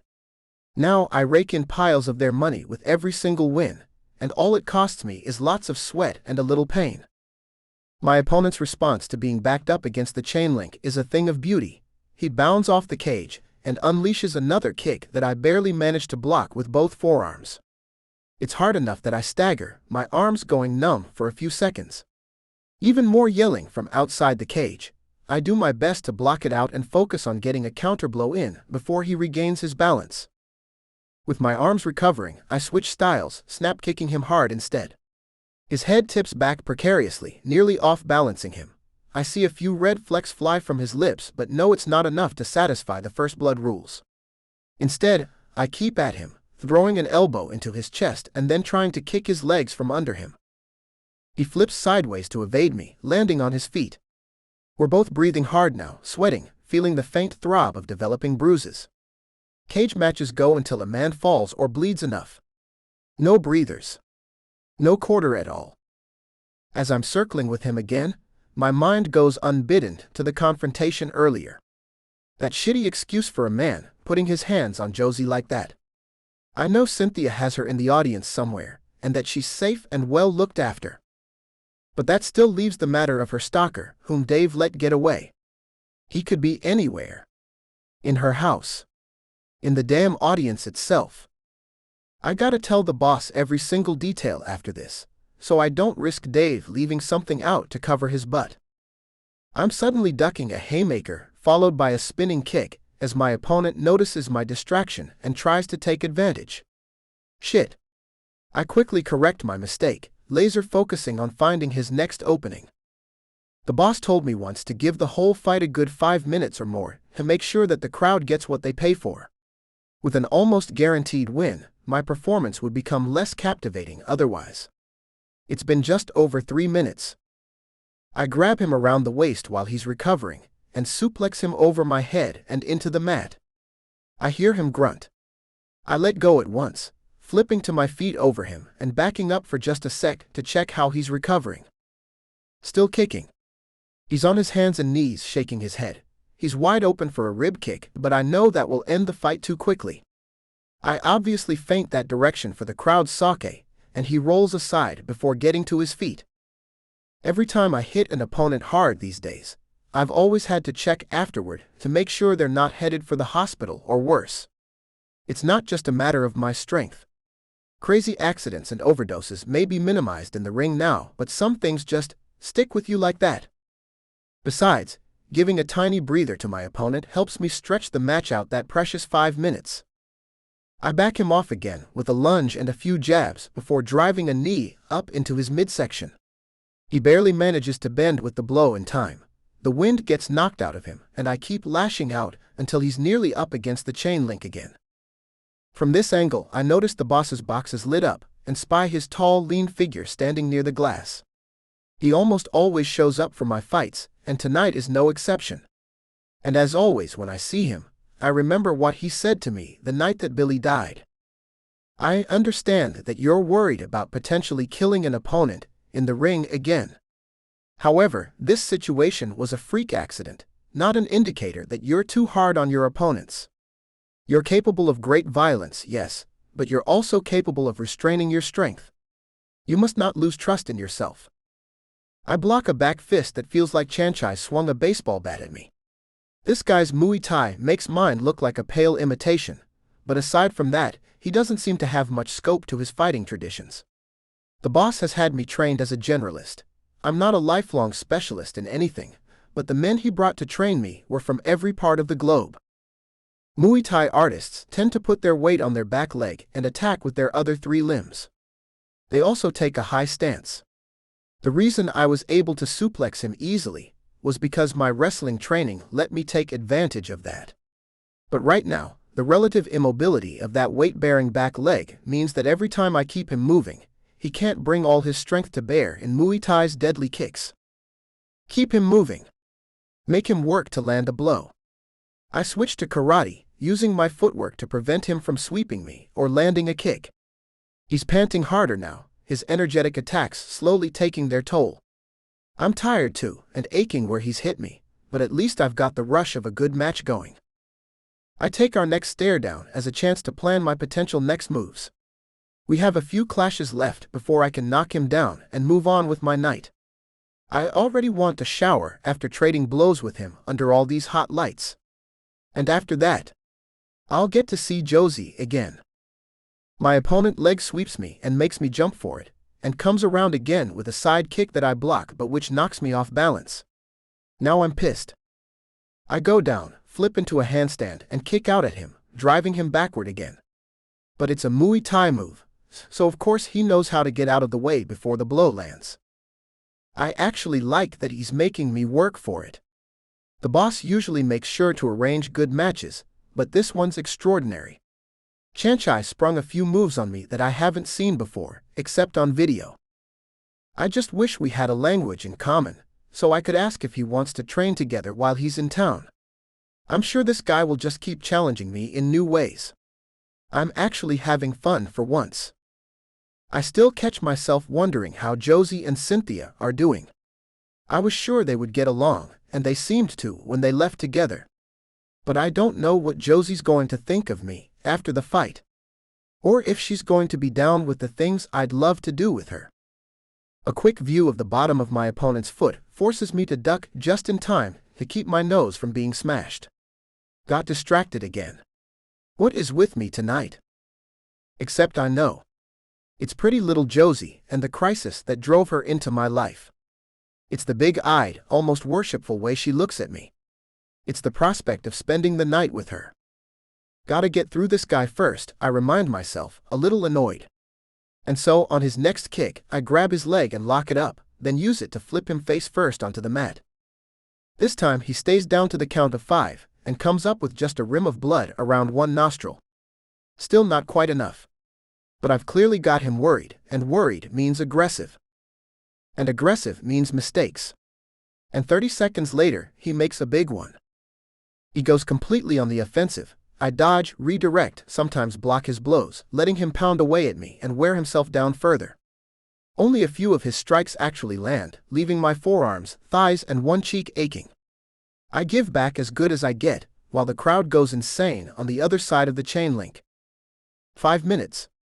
Time to clock out and go visit a pretty lady. Sorry, buddy. Chanchai's anger and frustration doesn't lessen his skill, but his aggression leaves holes in his guard. I wait for my opportunity, as he struggles to get a solid hit in. Then he leaves himself open for a split second, and I palm strike him neatly under his jaw. The startled look on Chanchai's face vanishes as his head snaps back, and he topples backward to the mat. I know he's out cold even before the counting starts. I stare hard at his chest and see it rise and fall normally. He'll have a sore jaw and bruises, but he's fine. Then the referee reaches 10 and announces me the winner, and I throw my arms up in victory as the crowd roars. Let's give it up for Jake Aries, our undefeated champion. I look around the crowd and catch sight of Josie standing with the others, staring at me with wide eyes. Cynthia is cheering next to her, but all I can focus on is her. Jake. I'm humming with adrenaline and endorphins from the fight, and can't actually feel how much it's taxed me until I get back to my dressing room and take my first few swallows of sports drink. Normally, I don't even like the stuff, which tastes like weak fruity spit to me.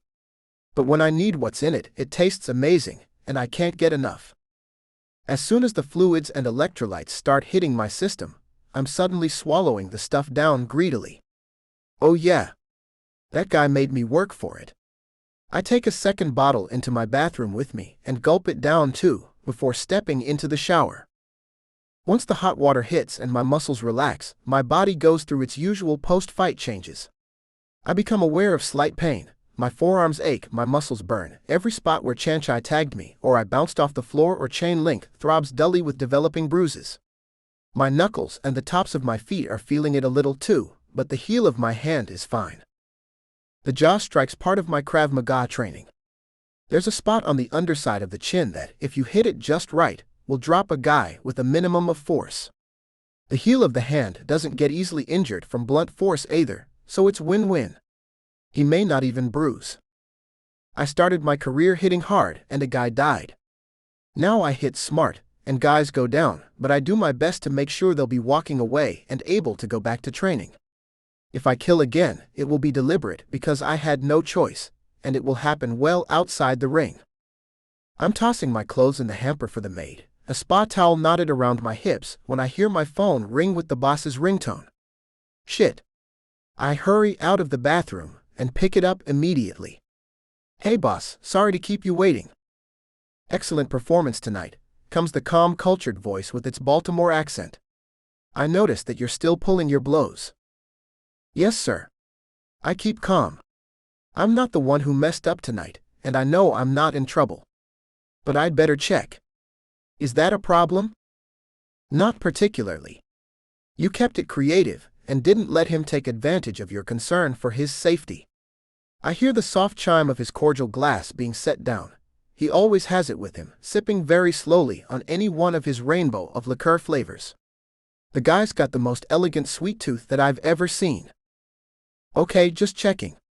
So, how can I help you tonight? I'm pretty sure I know what it is. Dave, you poor dumb jerk. The young lady who you rescued earlier. Is she safe? There's even a touch of urgency to his normally calm voice. It blindsides me. I know the boss has honor, and I know he's got a heart somewhere in that stuffy exterior, but I didn't expect him to be chivalrous. She's fine, boss. Cynthia's bringing her down to join me soon. I was going to put her up at the hotel. Any issue with that? Does he know Josie somehow? The weirdest thing about the boss is that as reclusive and private as he is, he seems to know everything about everyone. Some of the guys think he's psychic. Others credit his mysterious second-in-command, a completely anonymous hacker named Prometheus. Me, I just think he's smart as hell and has all the right connections to get him the information he needs. He also has more intuition than any guy I first have ever met, most women too. I wouldn't play poker against him, that's for certain. I'm opening up the second penthouse for you. Get her address. I'll send a security team to investigate. This man must be retrieved. He sounds annoyed. That's a new one from him, too. He's normally as cool and serene as a stone Buddha in a rainstorm. Great. I'll pick up the key at the desk then. Do you want to talk to her directly? I don't mind relaying information, but she wanted to make sure you got all the information about this Marvin guy. I can hear footsteps coming toward my door and glance over my shoulder at it. I'm still in my towel. Oh well. Guess the ladies get a bit of a show. That won't be necessary at this point. She's likely very tired. Just her address and the make and model of her car. Those are the most likely sites where he'll be. She said she lives across the street from the back entrance. I'm assuming one of the lofts. Someone taps on the door and I call, "Be right there." The loft complex. And the car. I can hear the rapid rattle of computer keys over the phone. She didn't say, but I'm assuming it's the smallest, cutest thing in the lot. Just like her. More typing. I'm seeing a pink Volkswagen Beetle in the lot on that block. There's what appears to be a cartoon of a red panda in a dress on the door. That's definitely the one. Why am I smiling so much? I don't even know if she wants me yet. But I'm plenty hopeful. The boss coughs softly and I hear a beep. Thank you for your assistance. I can run her plates and get the rest of her information from there. If Marvin is stalking her via this information, we can now anticipate his movements. Have a good evening. Take the next 3 days to look after the girl. Don't leave her side. I'll be wiring you a bonus, as well as a stipend for expenses. That's another surprise. Thank you, sir. Is there anything else? Yes. I'm calling Prometheus in on this one. You may receive texts. Answer them promptly unless attending to our guests' needs. More typing. Do you have any questions? Just one. What's going to happen to Dave? Maybe it's train wreck syndrome. Maybe it's just so I can tell Cynthia and Josie when they ask. I will be looking for a new night security manager. No elaboration. His voice has gone back to almost toneless. If you wish to apply for the position, let me know in the morning. He ends the call, the sound of his typing cutting off mid-click. He's even more eager to find this jerk Marvin than I am. I wonder if it's because he cracked the building security. That shocks me, just like the bonus and his offer. I'm not sure, but it feels like the boss is taking this all personally. As for Dave, I've got a feeling we won't be seeing him again. I don't like what that might imply, but I'm not going to say a damn thing about it. I set my phone down and walk over to open my door and let the ladies in. Hey. Sorry to keep you waiting. Both of them give me the once-over, and Josie starts blushing again, her eyes going big. Cynthia just grins. Hey there.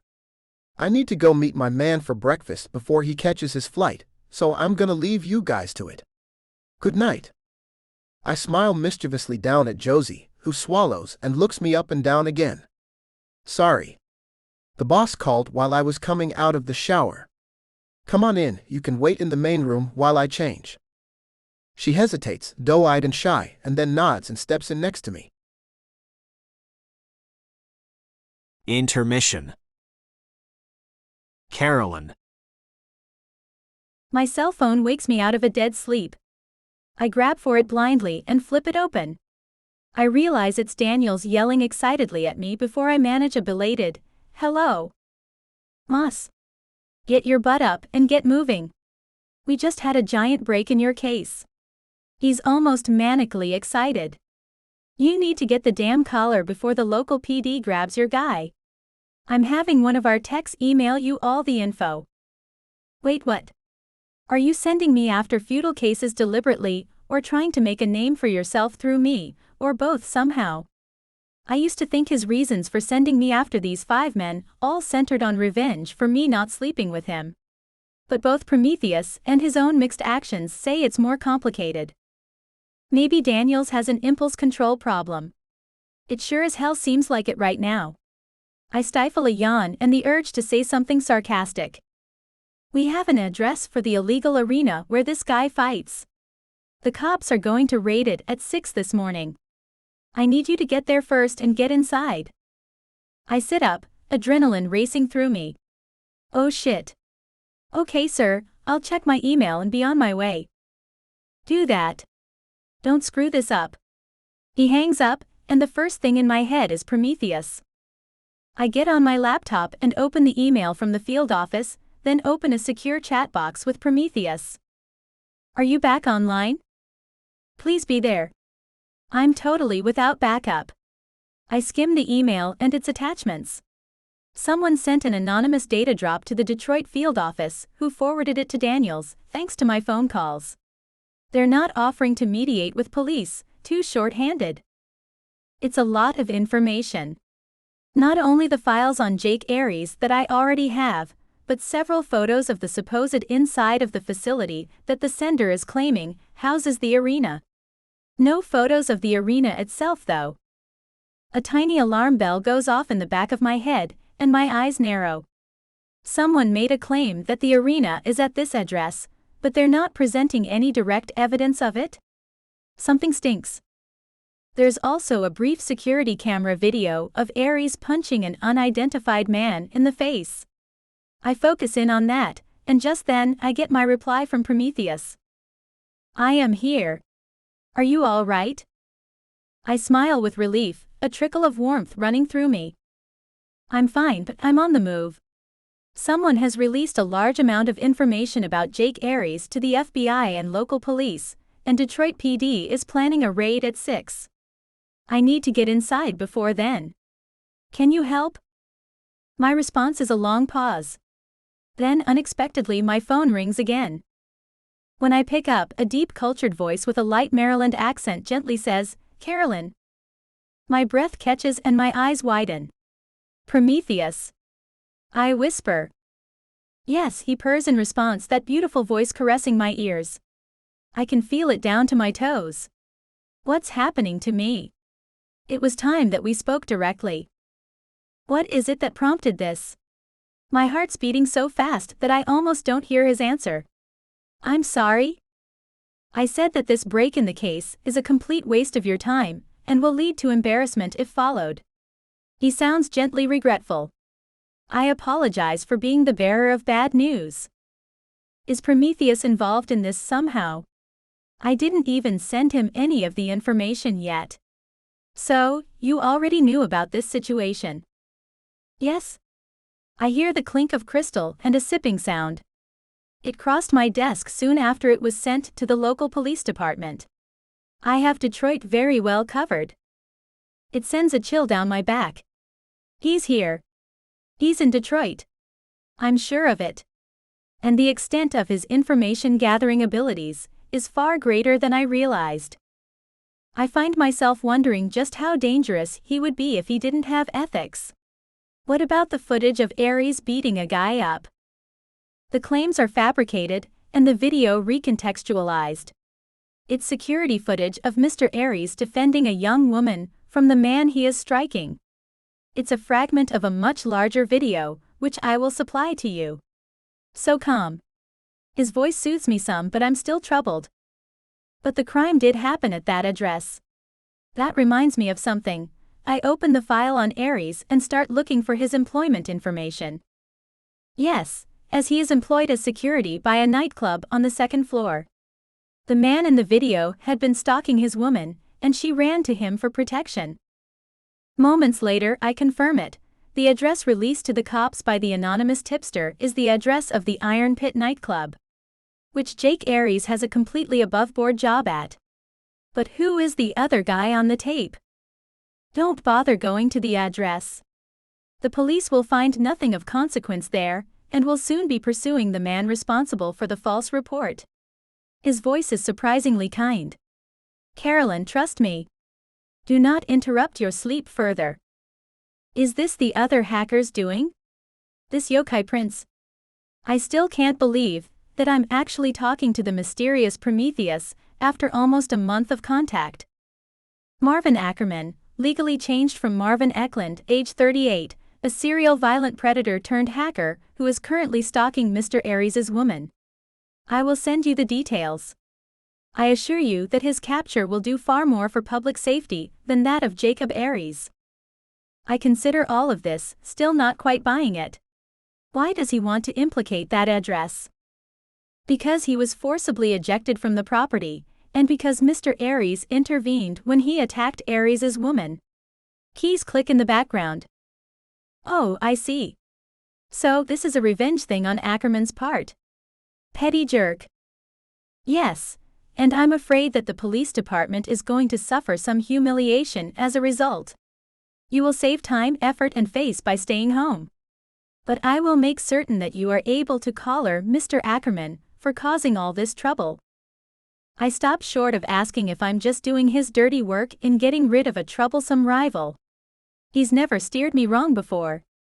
Fine, I say finally. Send me what you've got and we'll make a deal. Josie. Jake just answered the door wearing nothing but a towel.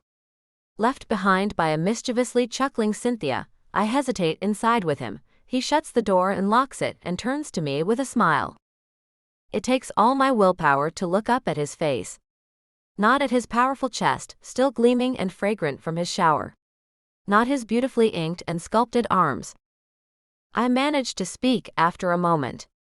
That was awesome. Thank you for inviting me, I almost squeak. He smiles softly. I wanted you to see what I do when I'm not rescuing adorable young ladies from smelly jerks. He's making no attempt to move toward the bathroom as I walk toward the couch. Instead, he follows me, close enough behind that I can feel the warmth rolling off of him. It was amazing. Are you okay after that? My gaze snags on one of his forearms. Bruising is starting to show even under those tattoos. He just grins and shrugs as he goes to the mini fridge in the corner and pulls out a sports drink. Another occupational hazard. How are you feeling? My face is just a little sore, I admit. I barely noticed it during the fight. That's good. Well, so we're both a little sore, and I don't like how we met, but... I like how we met, I interrupt him, and he blinks, the corners of his eyes crinkling. You saved me, I explain. Nobody does that.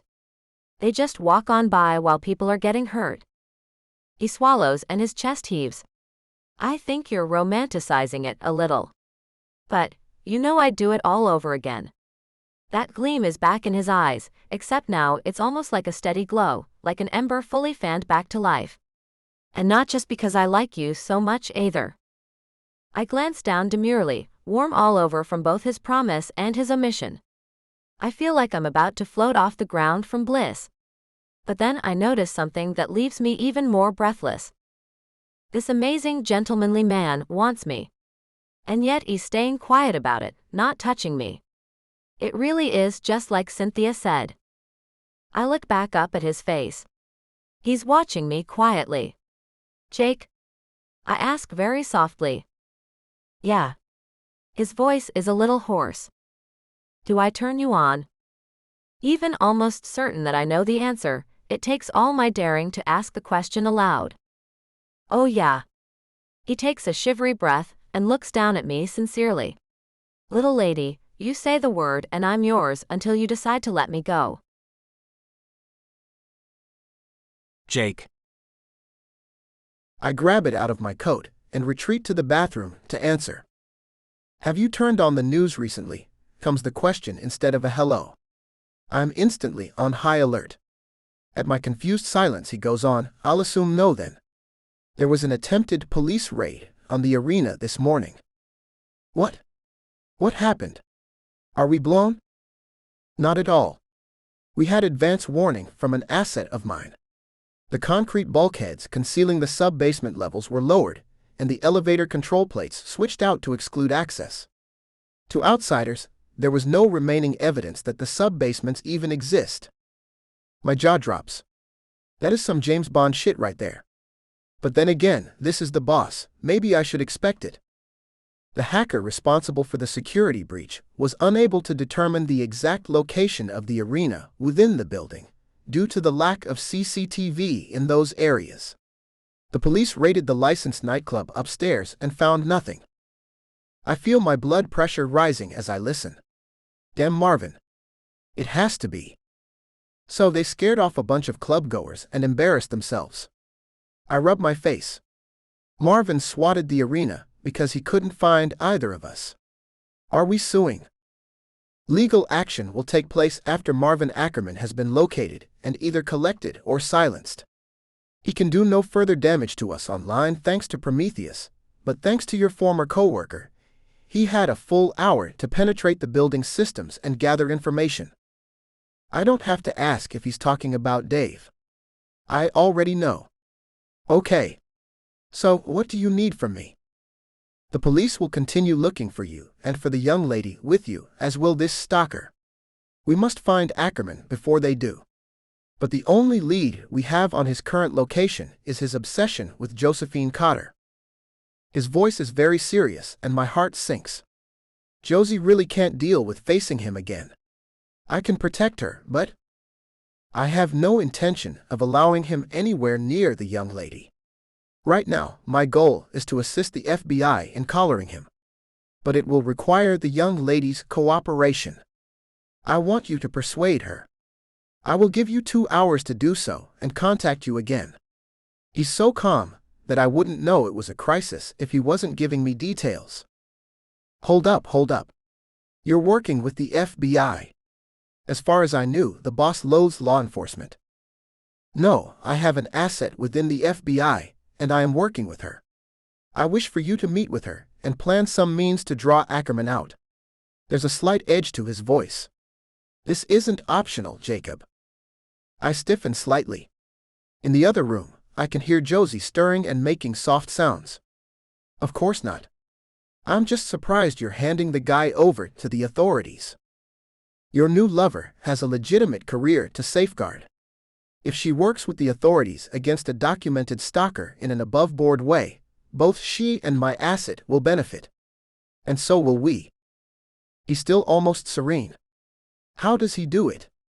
Meditation? Pills? Or just good acting skills? I'm a little worried about the completeness of his information. How did you know that Josie's I start? He cuts in a bit sharply. 2 hours ago, Ackerman attempted to blackmail her with an audio recording of your night with him. Prometheus intercepted the messages, destroyed the originating computer's operating system, and is monitoring for the release of any further copies of the recording. I feel my knuckles crack from my fist clenching so hard. Rage runs through me, lava hot, making my muscles thrum. Go on. We theorized that he took over the microphone on her smartphone and used it to spy on her. We do not know how much he was able to pick up from your interactions with her or Cynthia. But as she is a voice actress with a distinctive voice, the audio recording may ruin her career. As I think of sweet Josie's croons and sobs, my rage only intensifies. That pile of trash Marvin just tried to turn some of the best moments of my life into blackmail material. He probably jerked off to it too.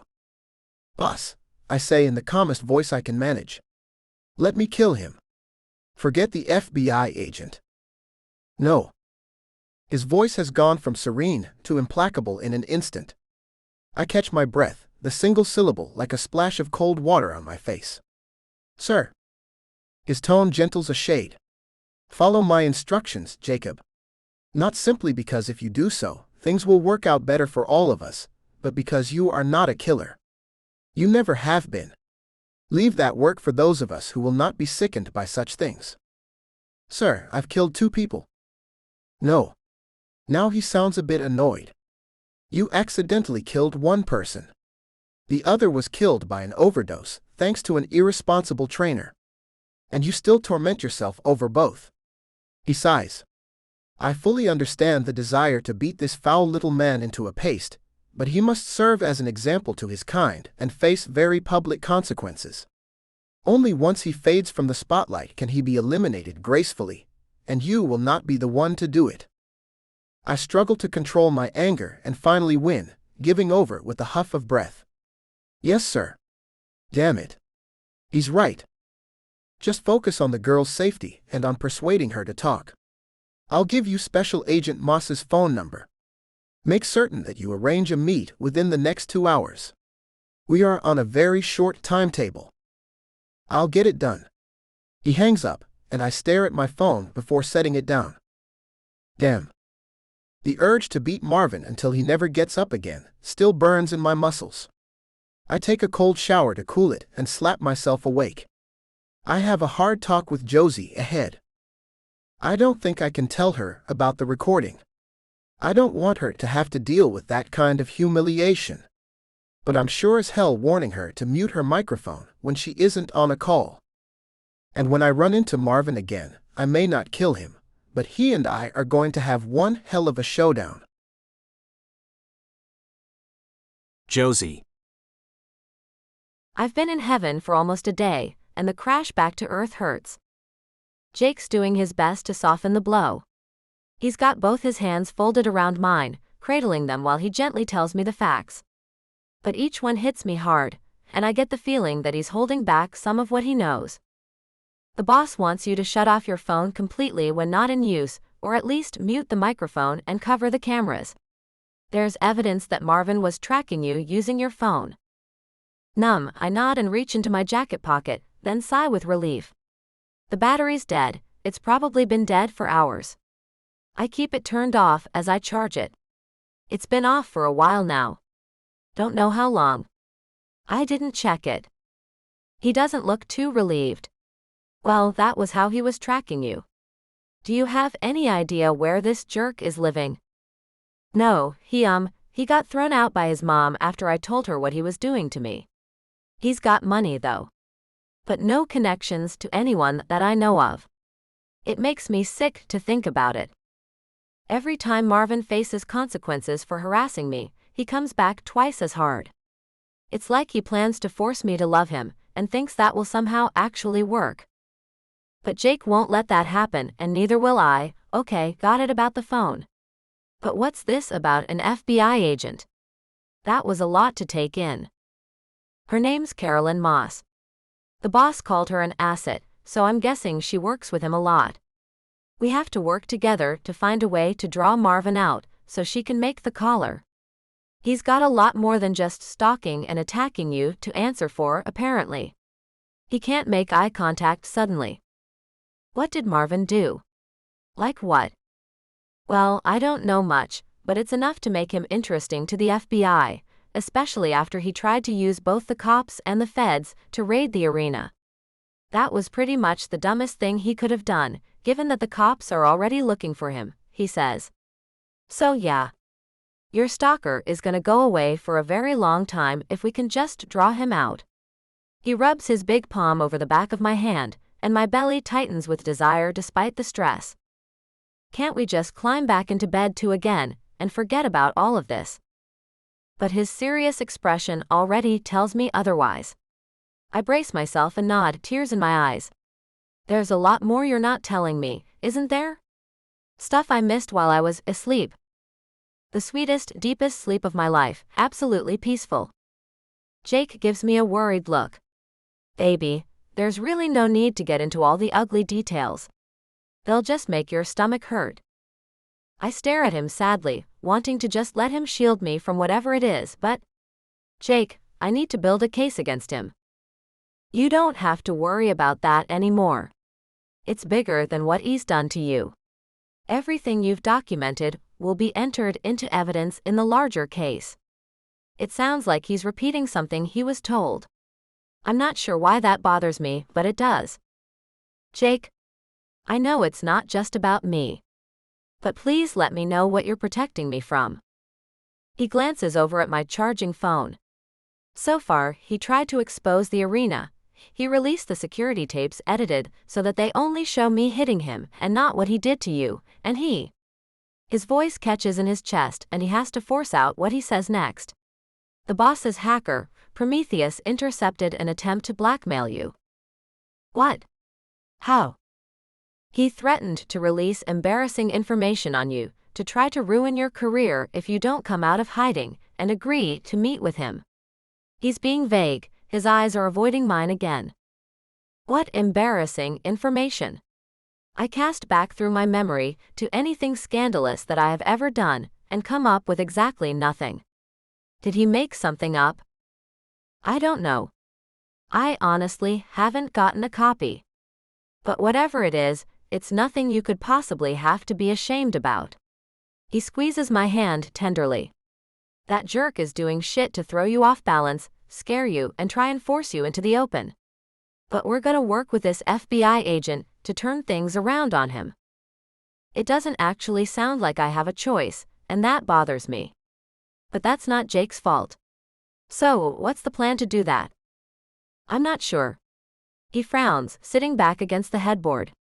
I crawl onto his lap and curl up, and he wraps his arms around me snugly. But I do know this. If we want him to make a mistake, we have to stir him up. Get him angry. That part makes sense. An idea starts forming in my head. What would drive Marvin crazy enough to make him come out in public? All my life, I was taught not to provoke guys. I was supposed to make peace, be nice, and never make anybody angry. Jake, this won't be natural for me. But he deserves it. He deserves every misery and humiliation that he's ever inflicted on others. And then some. You'll find something to set the jerk off. I'll keep him from coming near you, and then the FBI lady will grab him. We can move on without him. He nuzzles my hair gently. I hope you're right. I tuck my head under his chin. I'm scared of what this disruption is going to do to what's been growing between us. But Marvin's determination to mess up my life is not going to make me give up on Jake. I won't let him. I decide who I'm with. Not that piece of heartless trash. Okay, I say finally, doing my best to be brave. Let's arrange a meeting with this woman and figure out how to draw Marvin out of hiding. I'm in the shower a few minutes later when it hits me that not knowing what Marvin was trying to blackmail me with still bothers me. As nice as it is to have Jake and some benevolent computer security guy running interference with me, I still feel unprepared because I don't know. When I get out and dressed, my phone is charged. I turn it on apprehensively. I can feel Jake's eyes on my back as I stand there listening to the message alerts chime again and again. 340 missed phone calls in the span of 10 hours. That number right there tells me more than I ever wanted to know about Marvin's obsessiveness. Missed text messages, 634. Emails, 216. They're not even filtered to where I can WRWX for them.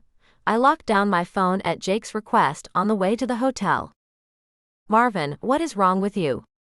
He probably spent those 10 hours red-faced and spluttering, drool on his lips and his skin covered in sweat from rage even in the cold. Calling and texting and sending the same email over and over. I wonder if his mother ever lived in fear of him like I did before meeting Jake. Has she been working her way up to throwing him out for years and only used his stalking me as an excuse? Make him lose his temper. I stare numbly down at my phone. It looks like he's already there, Jake. Yeah, well, when we get done with him, he won't have his pride or any friends left either. And soon after that, he'll lose his freedom and all access to a computer. He rubs my shoulders soothingly. I stare down at my phone full of crazy and think back on the last few days. I'm worried about this. He sighs into my hair. I don't like it either, baby, but at least we'll have help. He's gotten attached too. That's a light in the darkness to me right now. If we can just get through this together and have something solid and real at the end, I can endure all this garbage. And even if the we part doesn't work, the other point is that I have help now. I'm not facing Marvin alone. I try to take comfort in it as Jake makes his phone calls to arrange for the meeting with this special agent Moss. I actually feel a little better that it's a female agent. The men around me have been kind, but I'm willing to bet none of them have actually been stalked or harassed themselves. The sad thing is, I can pretty much bet that any woman in law enforcement has dealt with some creep's attention. Just like any woman with a touch of fame, a woman with any authority becomes a target for the kind of men who can't stand that they have it. Men like Marvin. Telling my story to a stranger who knows the territory is going to be easier than telling it to someone who doesn't. I learned that the hard way when I started reporting Marvin's harassment. He just sounds like a fan to me. Have you considered talking to him? Oh, you have. Have you had your manager talk to him? Oh. Well, maybe it will blow over, and he'll get interested in somebody else. This has been going on for 2 months. You documented all of it. Well, why did you wait so long to do anything? Oh, you did. You have a list of things you tried? Interesting. I'm still not sure you have a case here. The guy's just got a crush on you. The detective that Detroit PD assigned to me was a young blonde man who stared at me like I had grown another head when I explained to him that I wanted a restraining order and wanted to document Marvin's harassment with police. He simply could not understand, no matter how much I explained, why this was a big enough concern to involve the police. He was also astonished when I went over his head to ask for another detective. His superior, a middle-aged woman, rolled her eyes when I explained my reasons and did not reassign me, but gave him a talking to behind closed doors while I waited. He came out red-faced, took my statement, and gave me no further trouble. I shouldn't have had to spend so much time explaining something like this to a guy who has never felt that particular terror before, that the threat to me is real and that I'm deserving of help. But at least I know that Jake will never do that to me. He's already proven that more than once. Jake finally hangs up. We're meeting at your loft in an hour. The police and bureau have already been through with their evidence techs. You should be able to move back in tonight if you really want to.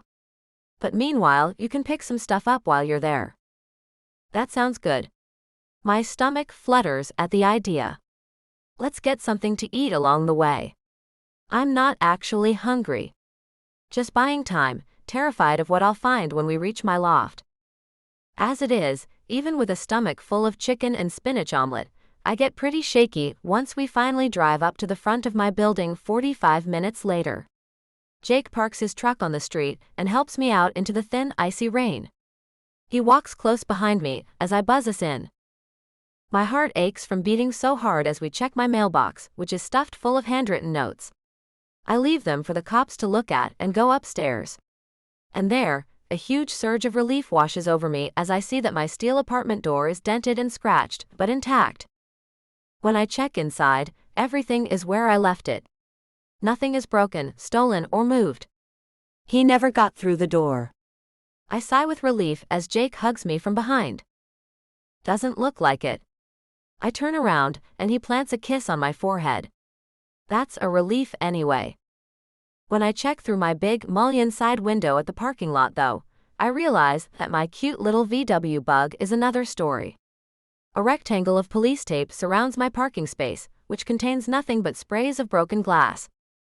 Oh shit, I gasp, putting one hand on the cold pane in front of me, tears blurring my vision. That creep busted up my car. I love that car. It was a gift from a major animation company after I signed a 10-year deal to voice characters for their children's department. The first big gift of my entire performing career. I cry at the window as Jake stands with an arm around me, and then I turn and cuddle into his chest until my tears dry up. That's probably what he was threatening me with. Jerk. But I still wouldn't have caved in to him. I'm not sure though. There might be more to it than that. If he was satisfied with smashing up my car, he wouldn't have tried to kick in my door. Jake? I look up at him, bracing myself for more evasiveness. Yeah. He kisses the end of my nose. I still want to know what all these messages were. I can't get it out of my head. You said your boss's hacker was tracking what Marvin did. Will he talk with me? It comes out of my mouth with more determination than I thought I could muster. I need you to at least try. Well, I'll do my part and ask him. After we talk to the agent, though. The boss wanted that handled fast. He hesitates, then asks slowly, Are you sure you want to deliberately let Marvin terrorize you, though? What do you mean? What do you know, Jake? What do you think you're protecting me from? What I mean is, Marvin was threatening you with blackmail bad enough that it even freaked the boss out. I'm actually pretty glad I didn't get any real specifics, or I'd probably want to murder the guy. His eyes flash with such sincere anger on my behalf that my suspicions lose some strength. Jake, don't talk like that. I just found you. I don't want to lose you to a prison sentence because of some jerk. I brush the side of his face with my hand. I'm just saying that I don't want to end up blindsided by something really ugly because someone hid the truth from me. He winces and looks down. I don't plan to let him get close enough to you to blindside you with anything. But it's nice to hear that you'd rather keep me than use me for your revenge.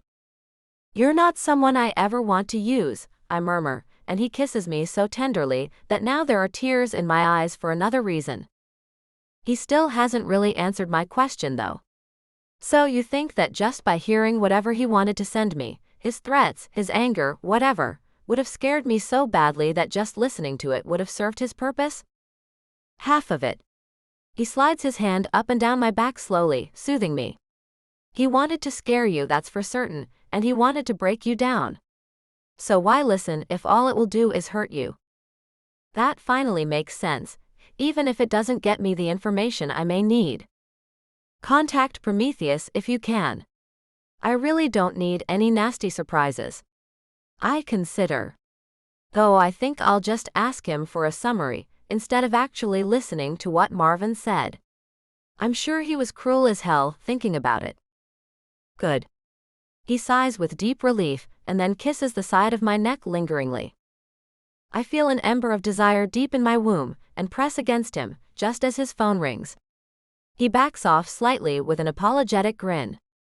I think that's the Fed. Crap. I move away while he answers, going to put the teapot on. Special Agent Carolyn Moss is a tall, elegant woman with a long, almost silver braid, and a quiet, frank manner. Let's get each other up to speed first off, she says calmly as she walks in my door. I'll go first. Once we're settled around my dining room table with peppermint green tea in hand, she pulls a printout from her briefcase and slides it over to me. Your stalker, Marvin Ackerman, is actually a suspect in a couple of data breaches. He's been following the anime convention circuit across the country for 10 years. He's been banned from several conventions due to his behavior, and is in legal proceedings with 2 of them. Multiple female voice actors in the United States have restraining orders against him. She peers at her notes with a scowl. In addition, his mother has been hospitalized multiple times due to his attacks but has refused to press charges on him. I turn cold inside. You jerk. Your own mother. She really did dote on him because she was so scared of him. It certainly appears so. The agent looks between the 2 of us and lifts an eyebrow. How much do you know about Marvin Ackerman? I go over the whole story while Jake holds my hand under the table. Now and again I sip tea and do my best to calm down. My stomach is in knots before I even get to the part about his chasing me across the street into Jake's building. She nods. This corroborates the reports you left with local police. When Ackerman's name came up in conjunction with the evidence he anonymously released to us, we became aware of the connection between his senseless beating and the stalking incidents. You know then that Jake was just defending me, right? He gave Marvin every chance to let me go. It's terribly important to me that Jake not take the fall for Marvin's crap. He's my hero. He deserves everything good, and none of this woman's nosiness. I did see that. The whole security tape was supplied to me, and I watched it start to finish.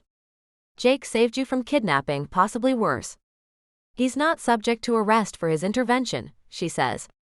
However, Now that he has come under scrutiny by both Detroit PD and the Bureau, Ackerman has decided to take his case to the public.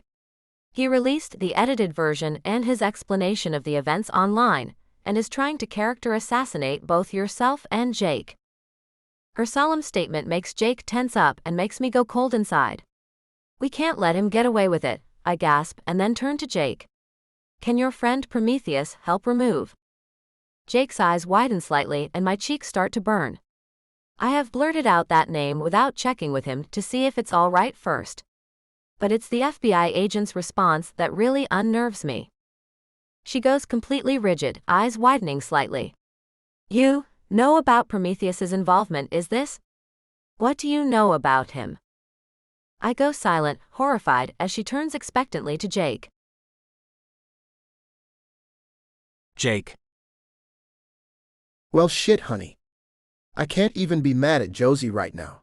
She's innocent, inexperienced in anything outside the law, and she's very upset. But her blurting out Prometheus's name like that suddenly has the FBI agent very interested in everything I know about him. The guy's a computer expert. He handles IT and internet security for my boss. Why? Just play it cool. If she thinks I don't know anything, which is very nearly true, she'll just move on. Do you have any idea how I could get in touch with him directly? As in face-to-face? Her stare unnerves me a little. She's as intent as an opponent in a match. Face-to-face? Look, Special Agent Moss, I hate to disappoint you, but I don't even know if the boss has ever met this person face-to-face. I don't even know if it's a man or a woman. I'm an expert at looking cool under pressure, but my guts are suddenly rebelling against the steak and eggs I just ate. The boss says she's an asset, I remind myself. The boss must have the means to control her if she gets too nosy. But holy shit, going to him means admitting what Josie just let slip and that I didn't think to warn her against it. Focus. Why is she suddenly so interested in the boss's tech guy? He's a man, the Fed says suddenly, sounding so wistful that I really start to wonder what her interest is. I'm just trying to reach him. If you really do know the boss, he'll have an easier time putting you in touch with this guy than I can. I literally only know him through texts and emails. From the disappointment on her face, I can tell two things. She really wants to find this guy, and so far the boss hasn't helped her. Which means I can't help her either. All I can do is apologize, and hope she isn't the type to abuse her power for the sake of revenge. She seems startled that I know of her connection to my employer. But it's the only real leverage I have over her, and she's starting to get nosy. I'm sure her bosses won't like the idea of her connection to a billionaire who runs an underground MMA league. We lock eyes for a second and then she nods slightly. I guess I should have expected that. It's in line with what I already know. She frowns and goes quiet for several heart-freezing seconds. I wait things out with Josie squeezing my hand hard. Let's continue with the Ackerman case. She sounds resigned, and Josie's grip loosens as I feel myself relax a little. I have created a psychological profile for Mr. Ackerman based on all the available data. Your experience falls in line with what I have been able to observe. Mr. Ackerman is a narcissist. He may have a variety of other psychological ailments, including his propensity for violence, his misogyny and apparent pedophilia, and his stalking behavior. But all of these stem from his extremely overinflated sense of himself, arrogance, disregard for others, and obsession with validation and support for his delusional beliefs about himself. You get those in the ring or the gym now and again, I comment. The gigantic tantrum that Marvin threw, not only in response to Josie's running from him, but in response to my slugging him, wasn't the act of a man with a good grasp of his place in the world. I look over and Josie is nodding too. Please go on, Agent Moss. She sounds very thoughtful. Well, an individual like him thrives on a sense of control and importance. Unfortunately, Marvin is a social reject with a poor grasp of appropriate behavior and no interest in working to improve his situation. He has high intelligence and a highly specialized set of skills connected to his interests, largely in the area of computers. Because he is not receiving what he believes to be his due from those around him, or from who catch his interest from afar as you did, he will first seek to force them to conform to his wishes. When that doesn't work, he will seek to punish the nonconformists for failing him. She takes a sip of her tea. This is good. Arabian. Russian. Josie is staring into her cup distractedly. I'll give you a few bags. The company names on them. Thank you. Agent Moss looks between us, and that wistful look comes back to her face. I wonder if her search for Prometheus might just be personal, and not a matter of her job at all. But when she goes on, she's all business. His rage and obsessiveness stem directly from this need for control, and his violence is merely the expression of that. He seeks absolute power over those he obsesses on, but he is not in control of himself. With a guy like that in the ring, you can set him off really easily, I muse. Once a fighter loses their temper, they lose control, and they make mistakes. Yeah, we were talking about that earlier. It makes it really easy to provoke him.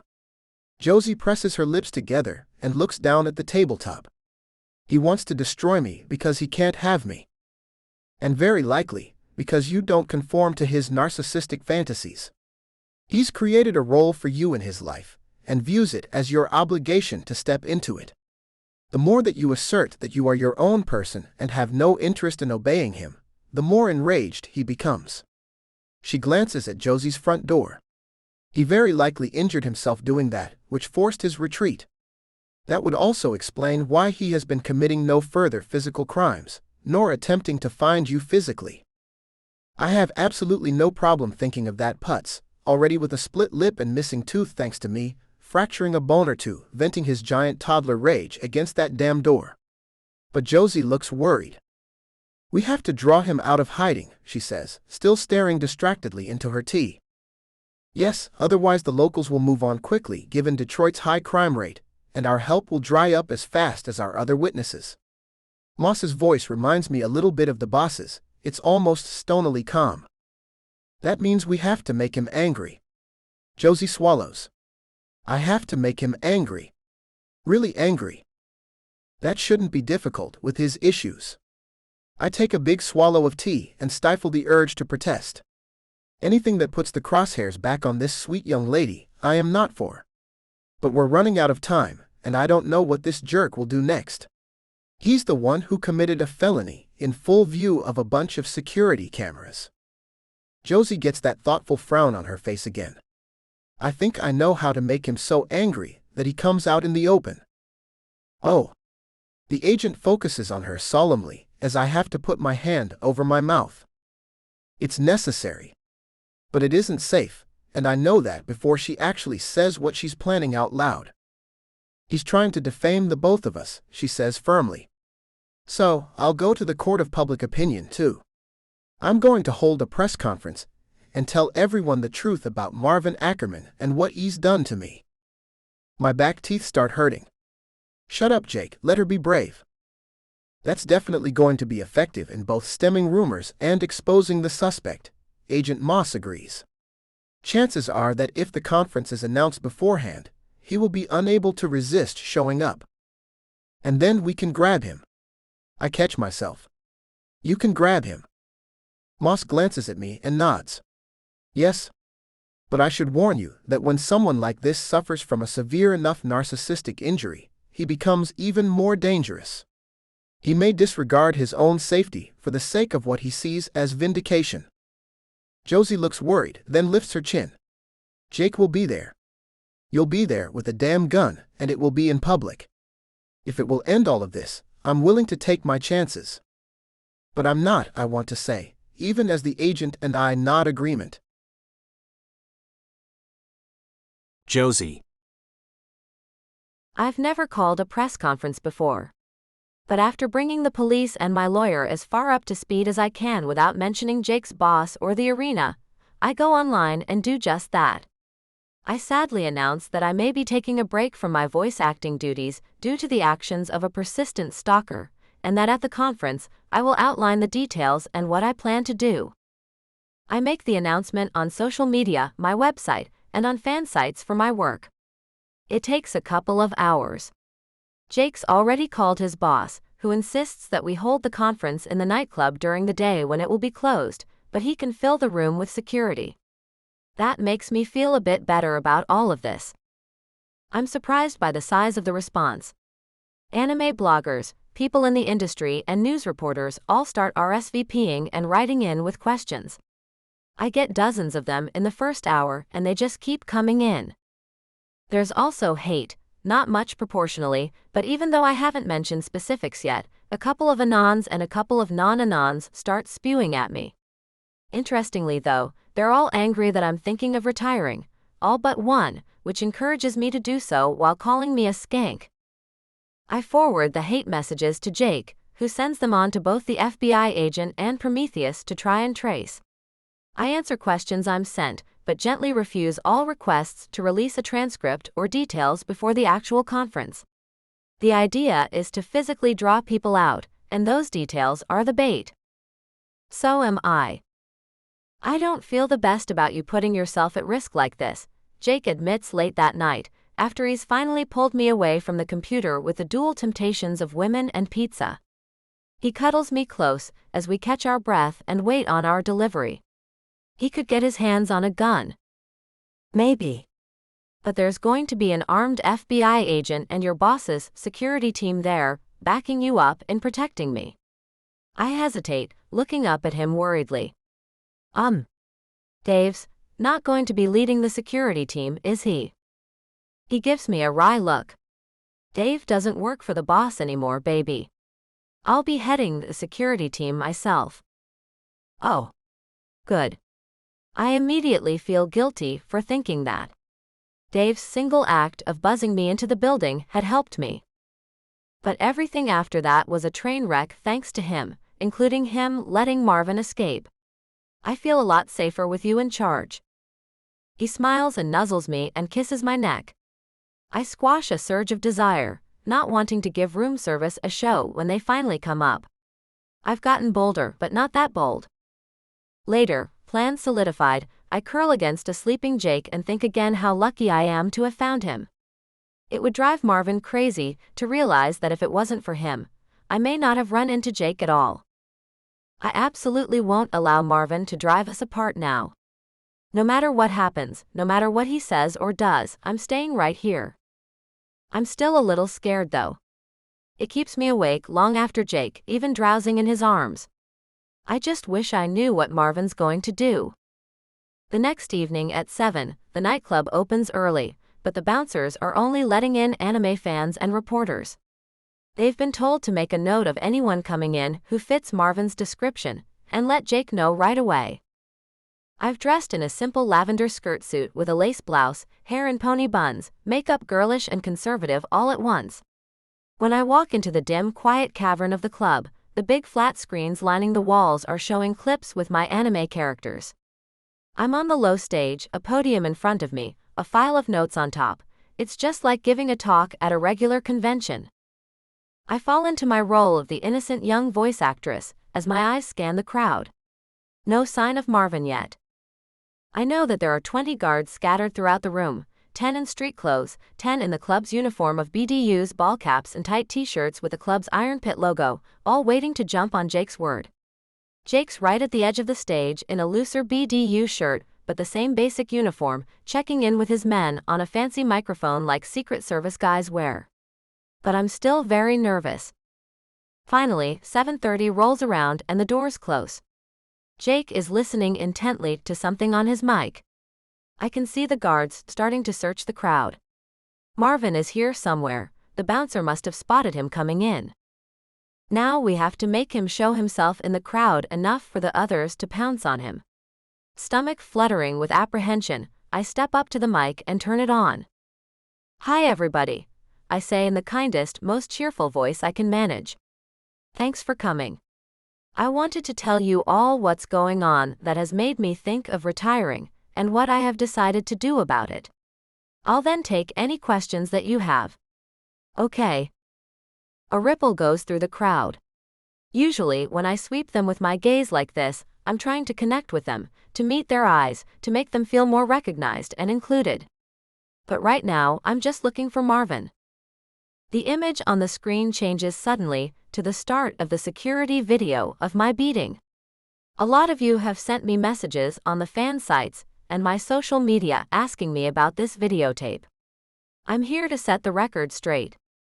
The first thing that you should know is that the video that was released online is only a small part of a much longer one, taken by the security cameras upstairs. That segment was released online by a hacker who calls himself Yokai Prince. In reality, he is the man in this video. His name is Marvin Ackerman. Another ripple goes through the crowd. I see a few heads nodding, a few sets of eyes rolling.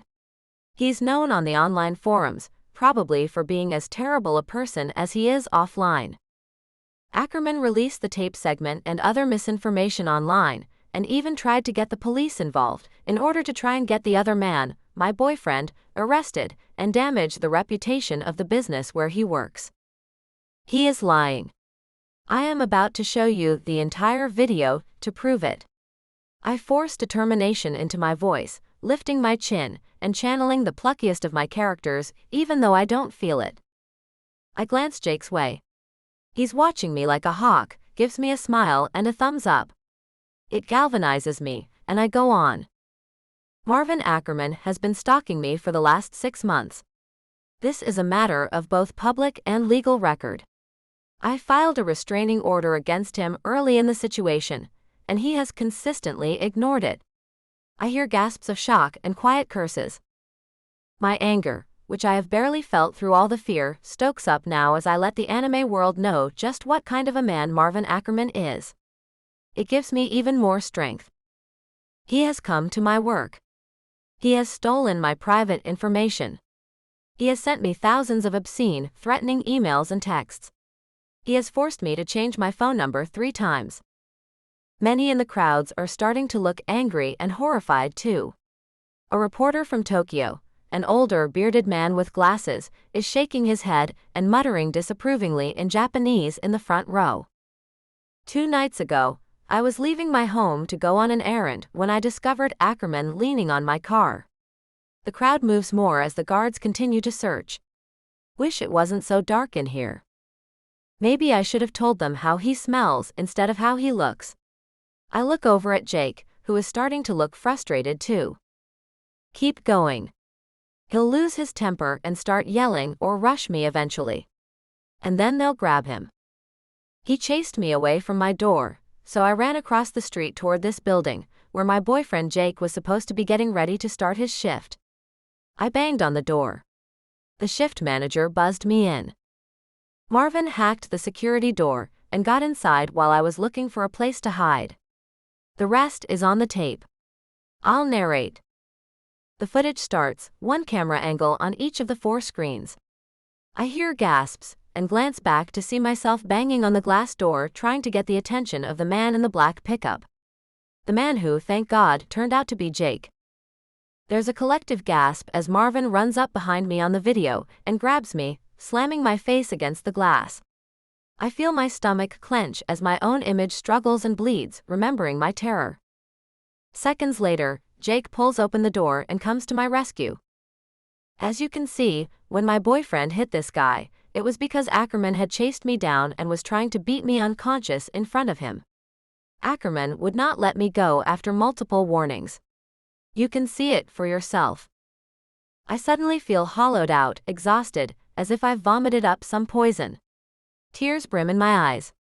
If he's not found and made to stop, I don't think I can have any kind of public life anymore, not even voice acting.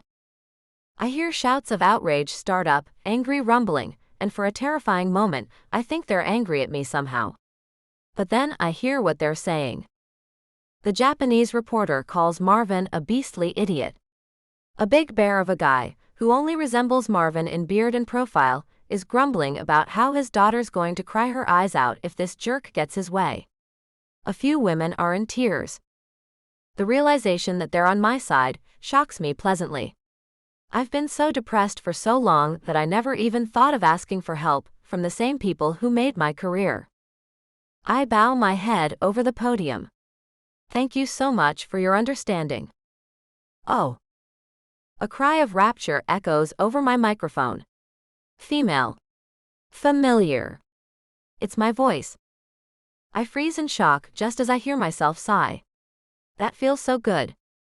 Horrified, I switch off the Bluetooth microphone just as I hear Jake yelling for the sound guy to cut the feed. The noise stops as I look around in confusion. Hold on, everyone. Something's wrong with the sound system. I smile out at them, blushing furiously while waves of cold shock run through me. What was that? What did Marvin do? I turn to look at Jake, and when I see the absolute fury on his face, I know. And he knows I know. The mic on my phone. The night Jake and I first made love. That monster spied on us. He recorded it. He's playing it now. I'm sorry for the inconvenience. I'm not sure what's going on, I stammer, even as the full horror of this invasion of privacy drops on me like a million tons. Listen, comes a screech from the back of the room. All heads turn, and suddenly the crowd jumps back from a single spot, as if repelled by something. I crane my neck and see Marvin charging out of the shadows, holding up his cell phone. The sounds of my first love session with Jake spill from the phone's small speakers as he brandishes it. It can barely be heard above the shouts of shock and outrage erupting all around him. But his voice strains so hard to be the loudest that it cracks. Listen to your perfect princess give herself out to a man she just met. Here's the proof. My jaw drops in horror as he crows on, running up to the stage, so determined that he shrugs off a takedown attempt by one of the guards. He's not her boyfriend. They're not in love. She just likes him because he's hotter than me. Beside me, I hear a feral growl of rage. I turn around and see Jake coiled like he's about to leap off the stage and pummel Marvin into a red paste. I have to stop that confrontation before it starts, or Jake will go to jail. Screwing up my courage, I put my fists on my hips and raise my chin. Well, hell, Marvin. I shout. The crowd goes quiet, listening for my response. I lean over and stare him right in the eye in front of everyone, as he struggles toward me. The noises are still coming from his phone. It takes all my strength to ignore them and go on. The back end of a hippopotamus is hotter than you, Marvin. It doesn't take much. He goes absolutely still, jaw dropping. I watch his face go from white to red to white again, as laughter ripples through the crowd. And would you turn off your porn ringtone already? We get it. You're a pervert. It's obnoxious. I'm channeling 13-year-old Mean Girls, my voice dripping with disdain. But that's you.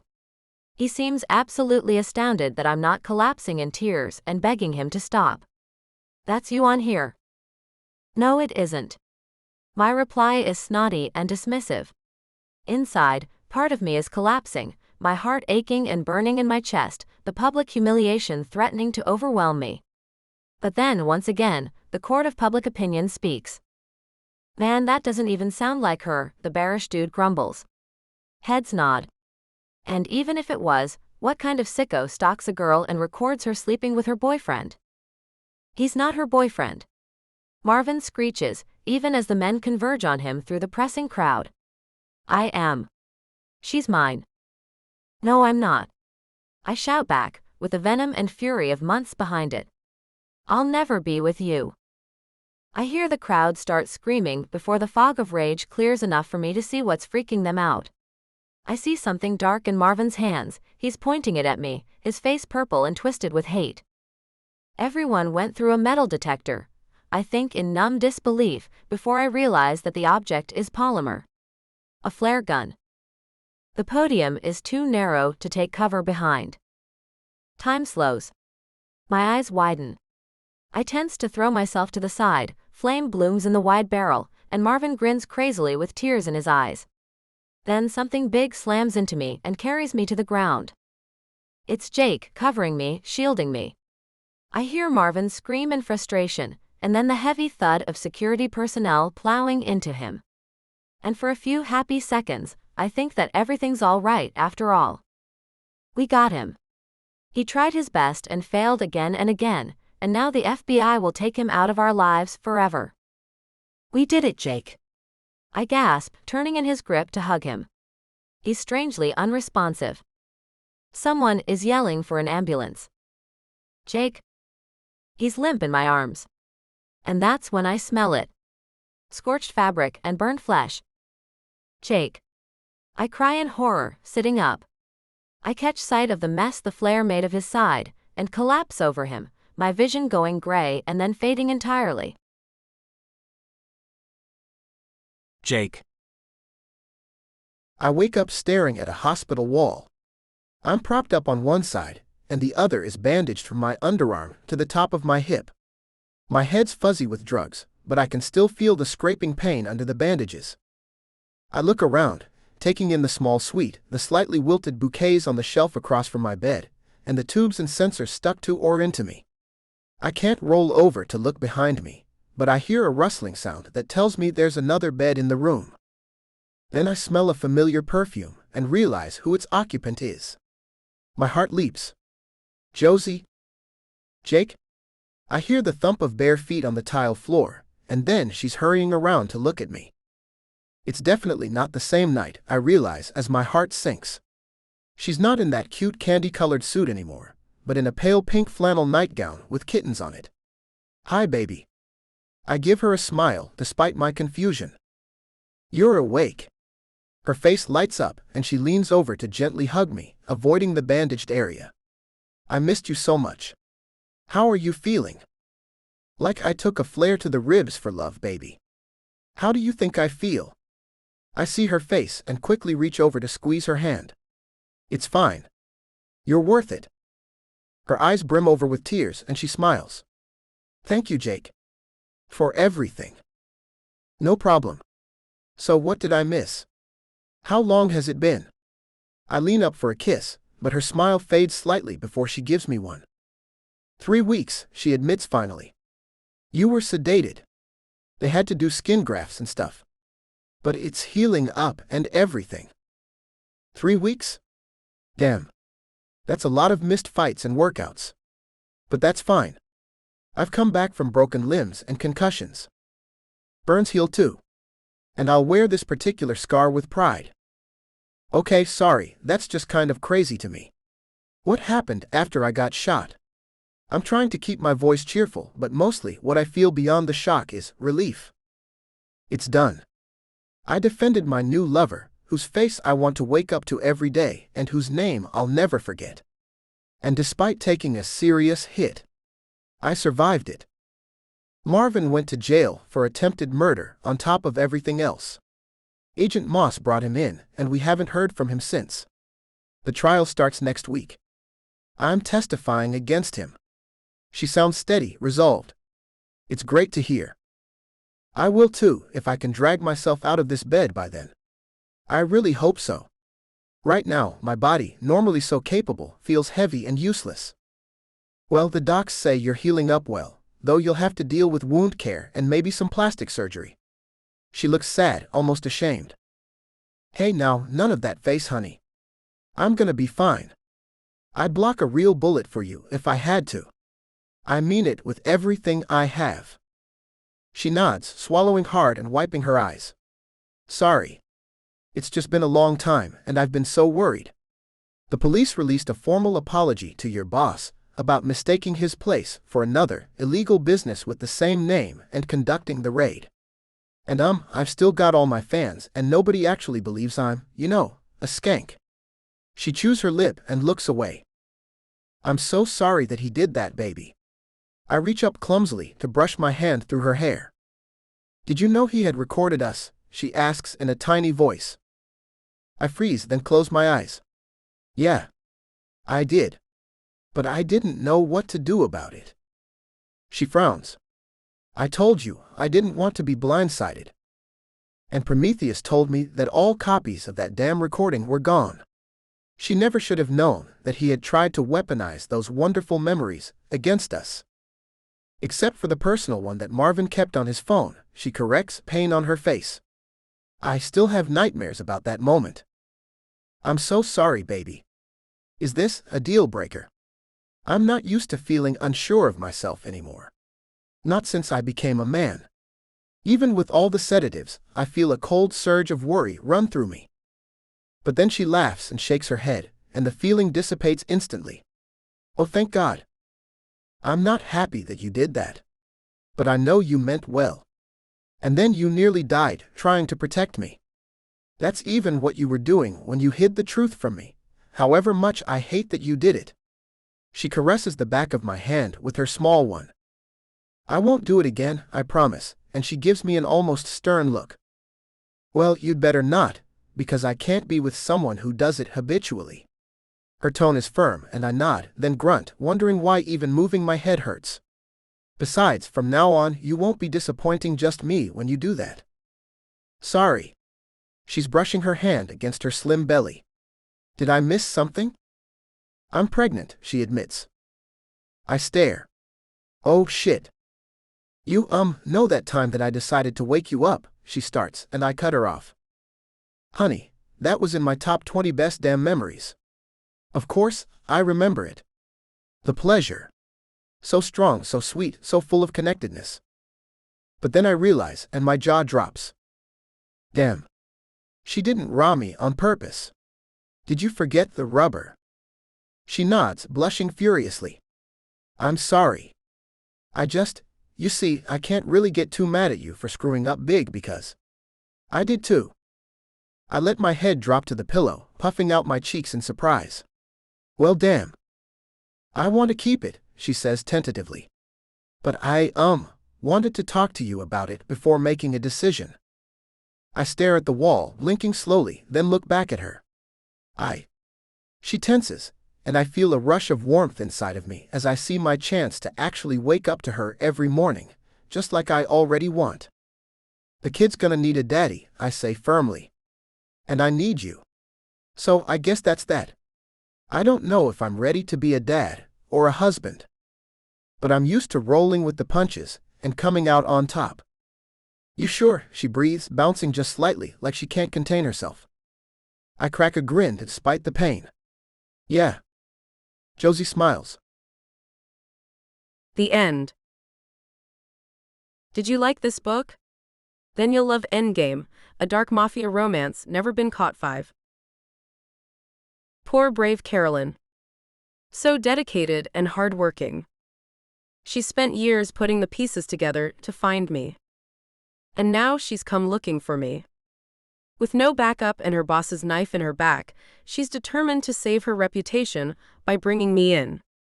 But nobody plays the game with me and wins. Still, she's caught my eye and nobody's. Sneak peek for Endgame, a dark mafia romance never been caught for. Prologue. Derek.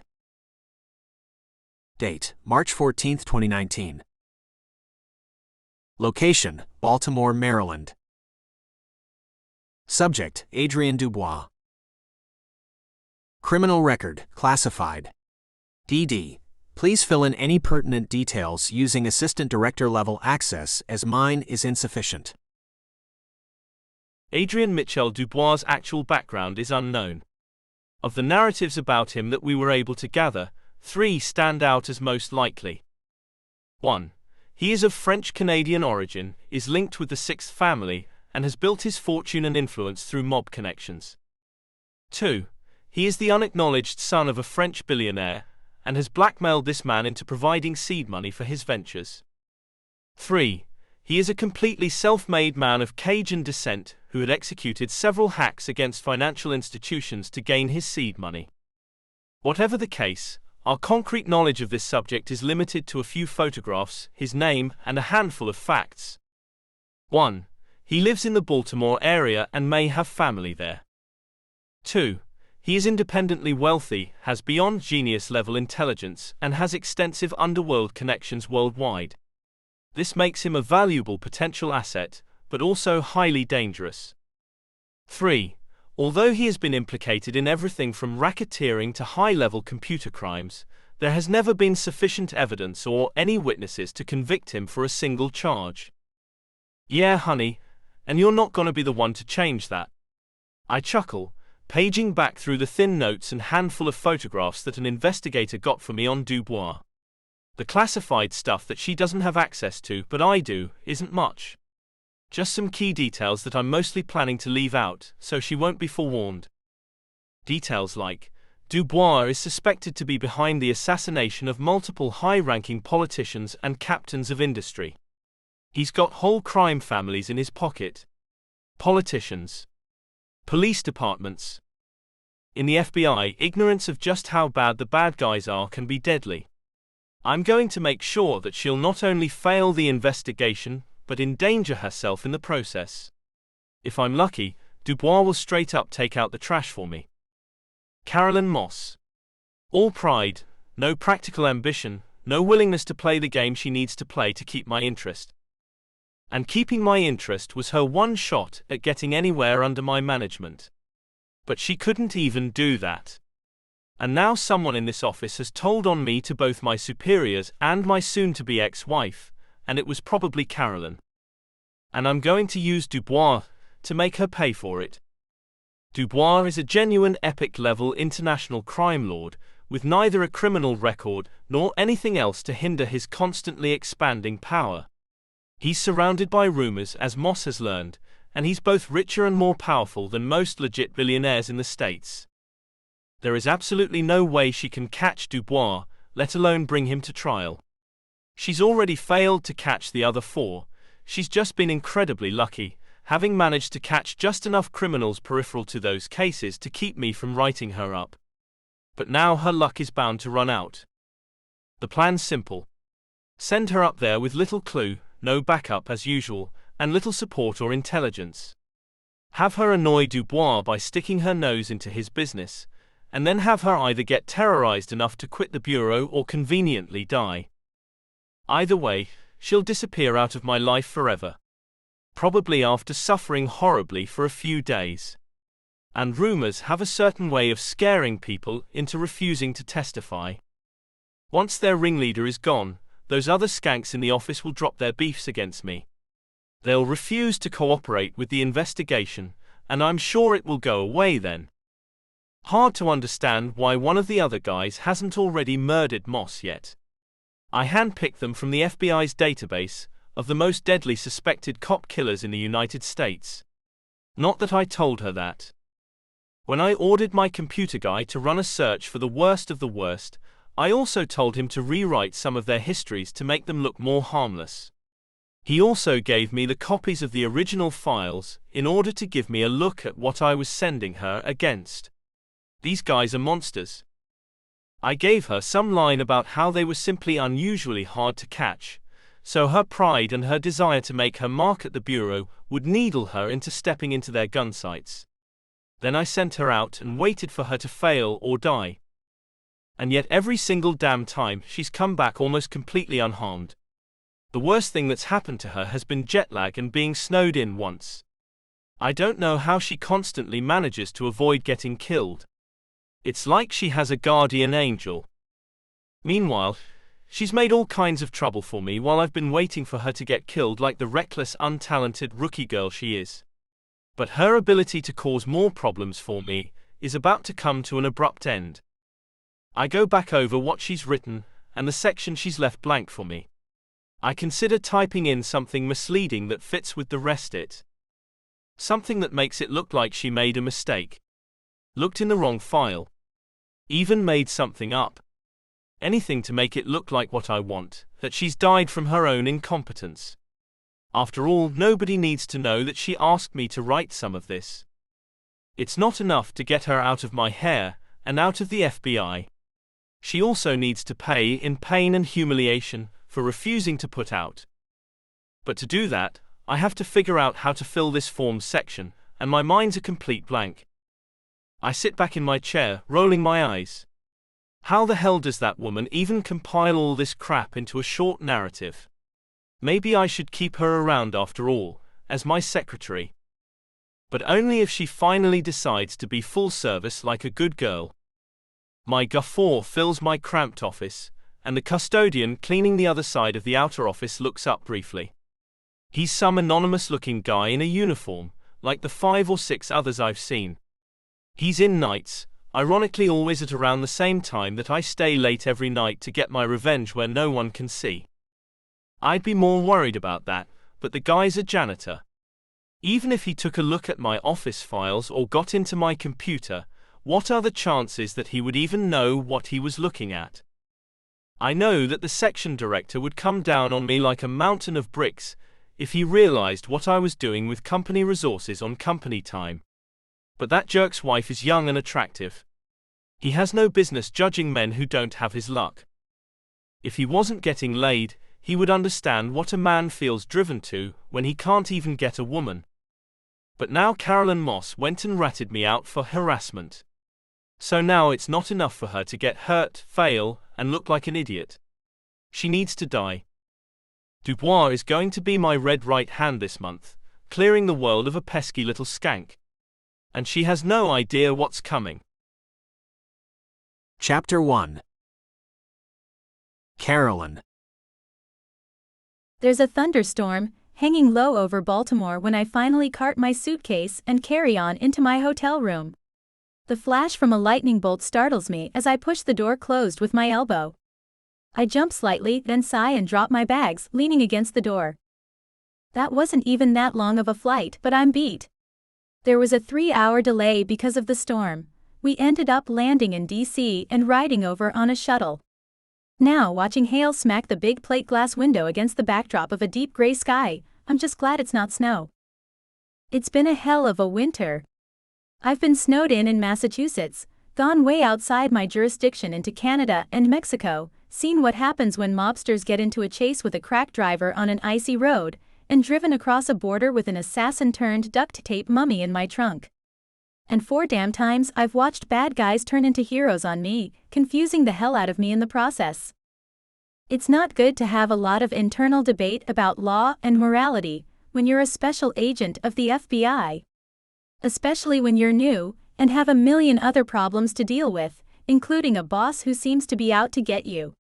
But the more I've been out here investigating these cases on my own, the more I've seen all the nuances that they don't teach you at Quantico. My job is to take criminals in and clear cases. But I keep being thrust into situations where doing things the way my immediate boss expects will either get me killed or send a better person to jail while a worse person walks away. It's messing with my head. Prometheus only adds to my confusion. He's my hacker contact, whose intel and warnings have helped me stay alive and employed, but God only knows how many federal and local laws he's broken while doing that for me. People in law enforcement often look the other way about minor crimes in exchange for information, but I don't think Prometheus's crimes are minor. Still, between him and my boss, I know which one acts like he cares about me and which seems to be not only out to get me, but irrational and corrupt. I just hope Derek Daniels goes down for his crime soon. I'm tired of him. Instead of first checking in with him, I send a text to Prometheus via our secure line. Made it in. Thank you for upgrading my hotel room. The deluxe suite is way above grade compared to what Daniels often sticks me with. I'm warm enough for the first time since Mexico, the window doesn't rattle in its frame when the wind hits it, and the bed is large enough. My hair's already drying, well except for the braid which will be damp for hours. I got the message about the upgrade barely half an hour ago, while I was still waiting to pick up my rental car. It came in suddenly and unexpectedly. Maybe it was just Prometheus letting me know that he knew I was in town. Or maybe he had a less show-offish motive for having me change rooms. Any particular reason for the unexpected gift? Still no answer. I order up a room service chicken piccata and set up my remote office on the room's properly large desk. I have my laptop powering up and coffee perking when my phone rings. I pick it up, without looking at the number. Hey, I didn't expect a phone call. Why wouldn't you? Daniels grumps, startling me. You haven't checked into your hotel room yet, and it's nearly 3 in the afternoon. I freeze for a moment, then draw a steadying breath and respond evenly. I just barely walked in 10 minutes ago. Hardly an excuse. Are you set up in 401 yet? I pause, finding it odd that he named my old room number. Normally he doesn't seem to pay any attention to small details like that. They had a ceiling leak from the bathroom upstairs and are shuffling me into another room. I hear a muffled curse. Sir. I venture. Fine. Give me your new room number. He goes quiet, clicking away at his keyboard, and suddenly my stomach flutters with apprehension.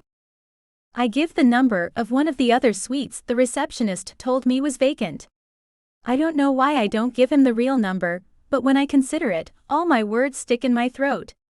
Has he shattered our trust that deeply? 407. Maybe I should put in for a transfer once this is over. Fine. I sent you the updated profile on Dubois. Have a look at it, and get started as soon as you can. He hangs up, leaving me listening to an empty line with my heart pounding. What's he up to now? What's so special about 401? Maybe I should check it, if they haven't rented it out already. I have no idea what I would find if I searched the place, or what I should even be looking for. But my training is telling me that something's wrong. Then again, when it comes to Daniels, little is right. So I might be paranoid about him to begin with, but that doesn't mean I shouldn't check the room. I leave a call at the front desk asking someone to let me into 401, claiming I accidentally had my luggage sent up to it. While I'm waiting for them or for Prometheus to contact me, I boot up my laptop and check out what Daniels has sent me. I frown as I stare at the document. He has always instructed me to come to him if I can't retrieve the information I need from bureau files. The details on Dubois' criminal history and international crimes were passworded. When I tried to access them, I got a notice telling me that the information was available to assistant directors and above only. So I filled in as much as I could, and then sent him a request for the additional information. Now, after leaving me waiting for 2 days, all he has for me is a pair of thin paragraphs. F you, Daniels. Are you holding out on me, or are you just lazy? Little is known about Adrien Dubois' crimes, due to a great deal of missing or expunged data on both American and international law enforcement sites. It is suspected that bribery or blackmail of inside sources was involved. Dubois is not known to be involved in any violent crimes, and is largely implicated in theft of property and information. That's nowhere near good enough, I grumble, but no, it's all I have to work with. I have a handful of businesses to visit which are supposedly owned by Dubois, under assumed names, and I have whatever Prometheus can get me, and that's it. And Prometheus has been quiet online since I got on the plane in Detroit. It's strange. In a couple of months, I've started to feel closer to a man I've never met than I have to any man ever. Of course, with my background, that's no surprise. In my law enforcement and military family, Dad wanted nothing but sons. He got 6 daughters in 6 tries and hates all of us. Having a dad who won't even look at you, 5 sisters who take their self-loathing out on you and each other, and a mother who gave up and left after 20 years of trying, all take their toll. I have avoided any intimacy with men my whole life, partly to avoid more pain, and partly because I have no idea how to deal with the whole complex social game of dating. I can track fugitives with minimal clues, psychologically profile someone and often predict their next moves without ever meeting them, and outsmart a boss who seems determined to get me fired. But figuring out how to find a good man may be beyond me. I suppose that's how I ended up developing a tremendous crush on a man, whose voice I have now heard but whom I have never seen. Not because of lack of trying, however. I spent an extra month in Detroit looking for Prometheus, after learning he was working with a local underground boxing ring's owner. He refused to meet with me, even insisting once that it was for my own safety. Now, I'm up against a criminal mastermind so mysterious that even my boss knows precious little more than the rumors and anecdotes I'm working from. I switch to the file attachments and open them, bracing myself. I've been avoiding looking at this set of file attachments in my assigned series of 5 criminals ever since I first opened it, and it's because of his photographs. All the men I've been chasing have been attractive, along with being somehow both criminals and good men. I doubt the second trait will be true with Dubois, but as for the first, he's the crown jewel of them all. Dubois looks aristocratic, that's the right word. Tall, lean, polished, poised, his keen dark gray eyes are slightly crinkled at the corners and narrow with thoughtfulness. He has aquiline features, coal-black hair swept back from a high forehead, and in 2 of the photos a little crystal cordial glass in his long-fingered hand. He's the kind of man who can wear a signet ring and make it look not only good but fitting. I stare at him and my face gets hot. I can't even make eye contact with a photo of him. How in the world am I going to deal with the real thing? There's only one possible way, since I'm without backup. Get close to him, meet other people close to him, and gather as much information as I can. Infiltrating his organization could take me months, but I don't care. I'm not giving up, and with the harassment hearing against Daniels going on in the meantime, I'll be better off well away from New York City. There are two ways to get close to him: seduction, which is risky and not my bag, or playing the desperate corrupt FBI agent trying to get on his payroll. Feign some helplessness and shattered innocence for him to exploit, come in dragging a broken wing from, say, being betrayed and harassed by my sexist boss. That makes me smirk. That works. I won't even have to make anything up. Except, of course, my motives. I took an oath to uphold the law. But the more I go on, the more I see the difference between a clunky, antiquated system of laws that badly needs modernization and actual justice. I want to uphold what is right, not just what the Bureau, the government, and the courts have decided is most expedient. Then I have a boss who likes to throw any sense of right and wrong out the window, and it's made the schism even more obvious. I still have to perform to the best of my ability in spite of Daniels, or I'll end up washing out of the job altogether. I'm under scrutiny thanks to him, and it's pushed me to do some pretty crazy things just trying to keep myself in the Bureau's good books as an agent who clears cases and brings in perps. I don't know how much more of this I can take if he doesn't leave the Bureau soon. I just hope that his replacement is a better person to work with. But meanwhile, I have to just keep struggling. My phone buzzes at me. A text. It's Prometheus. No real time to talk right now. I am in transit. I'm sending a courier with a piece of equipment for you that will answer your question about the sudden change of venue. Though I do prefer you to be comfortable, I also prefer that your private time in your hotel room be genuinely private. Expect the courier in 20 minutes. I frown, text him a thank you, and start going through my notes on Dubois again. I guess asking Prometheus about the man of the hour will have to wait until he gets where he's going. But I wonder what the hell is so urgent that he's sending a courier. What is he sending me and why? Chapter 2. Adrian. How was New York? Marissa brings me my sweet tea as my private plane levels off over JFK. She's small and delicate-featured, with brown eyes and a severe black bob. The hairstyle and her trim black suit make her look closer to 30, but she's 23 and has spent almost 10 years trying to impress me when she's not teasing me. When I found out that my father had impregnated one of our maids after Mother's death, I went looking for my discarded half-sister. I found her in a dingy foster home, took her in, and paid for her education. She's tremendously loyal and just as clever as me. I pluck the lemon slice off the rim of the glass and squeeze it into my drink. Dreary, dear sister, and boring. But our sources have now completed their task. I drop the twist of lemon rind into the drink and take a swallow, feeling the inside of my lips prickle a bit. Perfect. Including the janitor. She flashes an impish grin as she settles onto the couch across from me, cradling her own glass. Yes.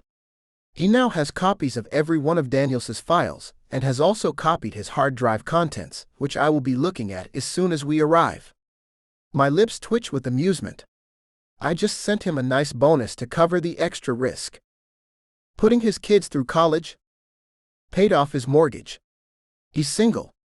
I take another slow sip. My sweet tooth is my great weakness, aside from sentiment, of course.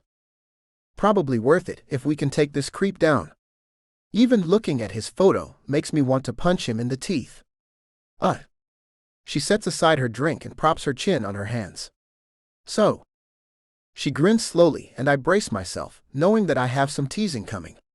She's the only person in the world who gets away with it, and unfortunately she loves to exploit that privilege. Go on then. Are you going to go see this federal agent woman face to face, or just keep moping over her? Her nose wrinkles with mischief as I turn an annoyed look on her. I do not mope, I say a bit stiffly.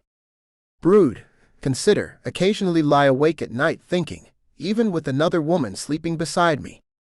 But my interest in the lady in question must remain purely professional. I don't ever allow myself to commit to long-term relationships with women due to the security concerns involved. Having a long-term lover or wife around is a point of vulnerability in both my security and my life, and I allow as few of those as possible. If I'm caught, it will interfere with my life's work, and that can't happen. My standards for a long-term committed partner are so high that I never even expected anyone to meet them. Then I learned of Special Agent Carolyn Moss, and found myself starting to reconsider, especially after we made contact. I have grown closer to her despite myself. I've even allowed her to hear my voice more than once. That is all dangerous, and I've preoccupied myself with sorting out how to fix it without abandoning her or allowing her to come to harm. Both of those outcomes are unacceptable to me. There is the possibility of adding her to my network and thus my payroll, but that depends entirely on her. My original goal in reaching out to her was to prevent a terrible injustice instigated by her scheming superior, who was literally attempting to lead her into either a humiliating failure at her job or death. He's still doing it, and I'm still working to stop him. But somewhere along the way, things started getting personal. I'm only human. But I have to be better than that. You're doing it again, Marissa complains, and I give her a small, apologetic smile in response. She shakes her head. People think you kill cops, brother. Now you want to. I don't kill law enforcement members. I police them, I reply tiredly and take a swallow of my tea. Carolyn Moss is an asset in mid-acquisition. Whom you've got a gigantic crush on. Her expression is still annoyingly amused. In private, she always turns into a little sister, even as she's all business when we're interacting around others. I'm not sure she lets her guard down around anyone but me. I count to 10 internally and shake my head. It is not a crush. Carolyn Moss simply happens to be attractive, along with having that mix of both maverick and idealist that I find most appealing. She's giving me a knowing look. I frown and preoccupy myself with my tea. Are you gonna meet her face to face? She presses. I haven't decided. It may not be safe for either of us to do so. Daniels has started spying on her more intensively, and I am concerned about a potential confrontation. And the possibility that I might get too attached. Be honest with yourself, Adrian. You are already too attached, and even Marissa has picked up on it. But her boss is pretty much trying to kill her. And for what? She leans forward, trying to catch a look at my phone screen. I sip my tea and ignore the attempt, and she finally sits back again, looking irritated. Seriously, you should just have one of the guys put a bullet in Daniels and be done with it. I look down at the image of Carolyn again, taken by one of my operatives on her way out of a San Diego hotel. She was half turned toward the camera when the photo was taken, keeping a careful eye on passing traffic as she walked to her rental car. In the photograph, her platinum braid shines like new fallen snow across her shoulder. It's an image from a romanticist painting, dark flowing coat, bright scarf, burgundy rouged lips parted, eyes like jewels. I agree that he deserves it, but the situation is too delicate to allow such a direct solution. He is under close watch by his superiors, and if murdered, they will immediately investigate. I frown and glance out the window. This will require a subtler approach. Any chance he'll mess up badly enough that his superiors will handle it. Then we can just send somebody into the prison to take care of him. I look back at her, considering. Not likely. His erratic behavior may get him fired, but it will be months before he is properly imprisoned if we let the rusty wheels of the judicial system turn on their own. And he is too dangerous to allow to remain free for that long. I guess. I mean, he seems incompetent as hell. The guy's barely covered his tracks, even though he's under a microscope at work. How dangerous could he be? She's chewing the ice from her glass. I try to ignore the annoying crunching. He may be reaching the point where he no longer cares what happens to him. His only real response to stressors is to double down on his misbehavior. He decided to step up his efforts after I punished him by reporting his harassment to his superior and his wife. I did it out of anger and thus impulsively, not my finest hour. Emotions have no place in the administration of justice. Had I the chance to do it again, I would punish Daniels more directly. I'm more than capable of commissioning a man to manufacture a deadly accident for the assistant director. I simply tried to avoid it too long, and now it's too late. I can't have him killed, I must ruin him instead. It's my mistake to correct now. But I must do so in a way that does not expose me, or Carolyn, to further scrutiny by the FBI. Marissa snickers into her hand, dark eyes dancing. You ratted him out to his wife. That's cold. It was thoroughly deserved.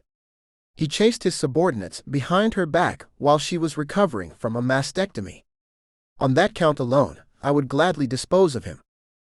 Her laughter stops and her hand clenches into a fist. Oh hell, brother.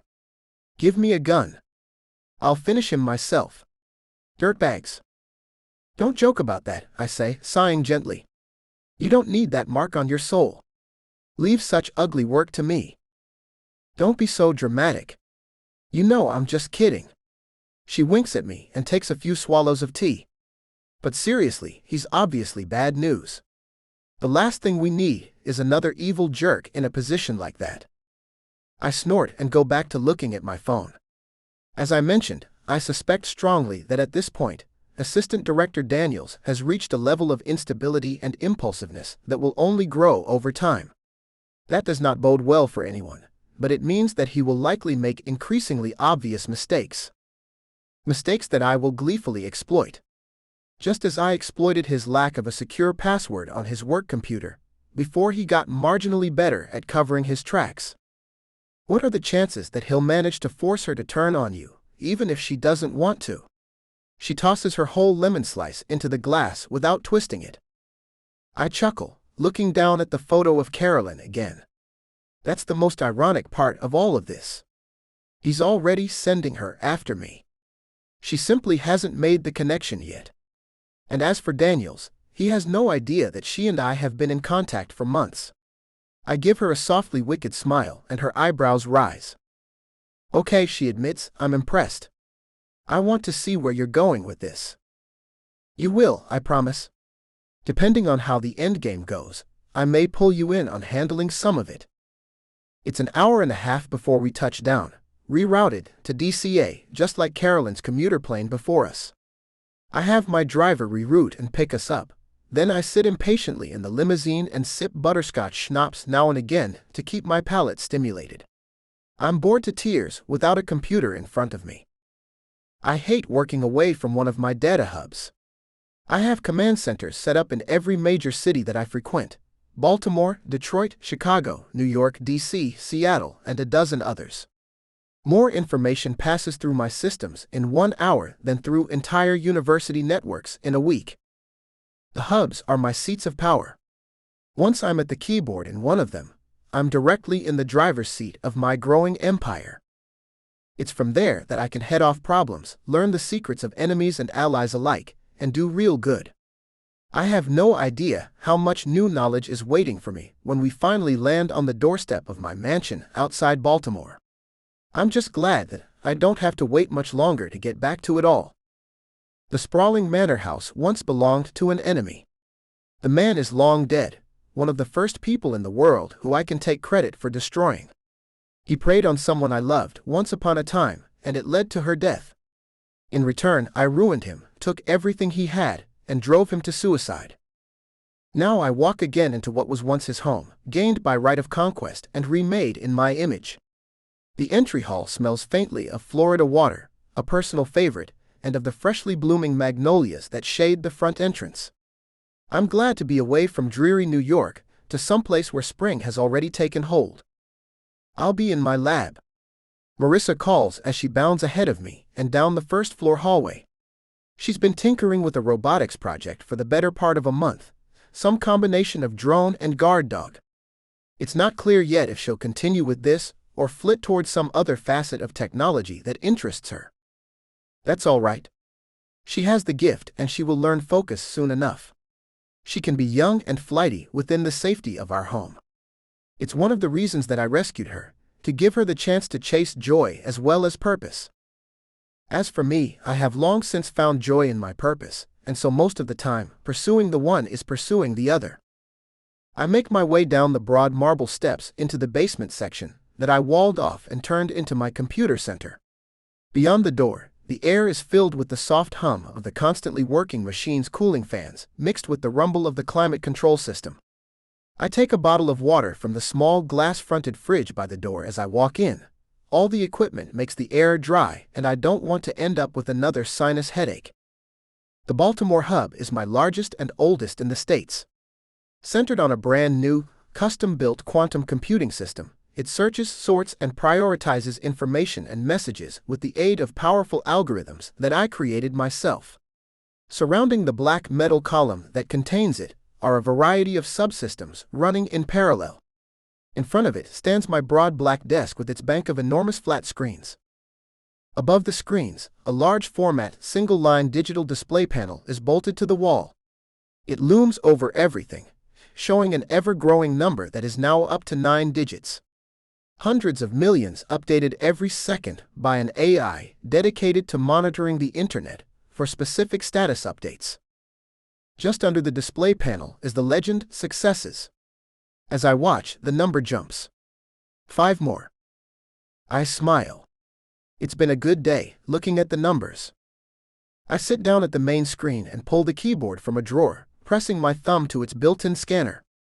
The system recognizes me and unlocks. All the screens glow to life and fill up with file directories, flowcharts, marked maps, and information webs on a variety of subjects.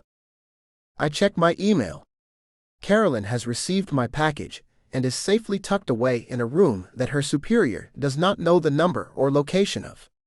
I don't know if she'll be able to access her old room, but if she does and my suspicions are correct, she'll soon learn the lengths to which Daniels is now going to either implicate her in something or destroy her. He will not be allowed to succeed. I check the East Coast section for alerts. None of the subjects being watched have updated information, including Daniels, frustratingly. I know he must be planning something besides pitting her against the demon that he thinks I am.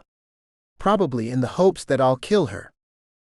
In Daniels's current mental state, escalation is his only perceived option. He's not the self-destructive type, at least not consciously or actively. He would be far easier to deal with if he was. Instead, if I don't conveniently kill Moss for him, he'll likely either call her back for a close-to-home betrayal of some kind or send someone else after her. I have to keep an eye on him and try to predict his next moves to keep Carolyn safe. But that does not mean that I am in love with her. Perhaps I've indulged too much in wishful thinking about her. Perhaps I am too concerned. Perhaps I am too involved, but despite Marissa's teasing, I am still in control of myself. And so much more than myself. I open my messages to example after example of just how wide my influence has grown. My operatives have checked in for the day. I scan through dozens of emails containing their latest updates on their current assignments. No real fires to put out.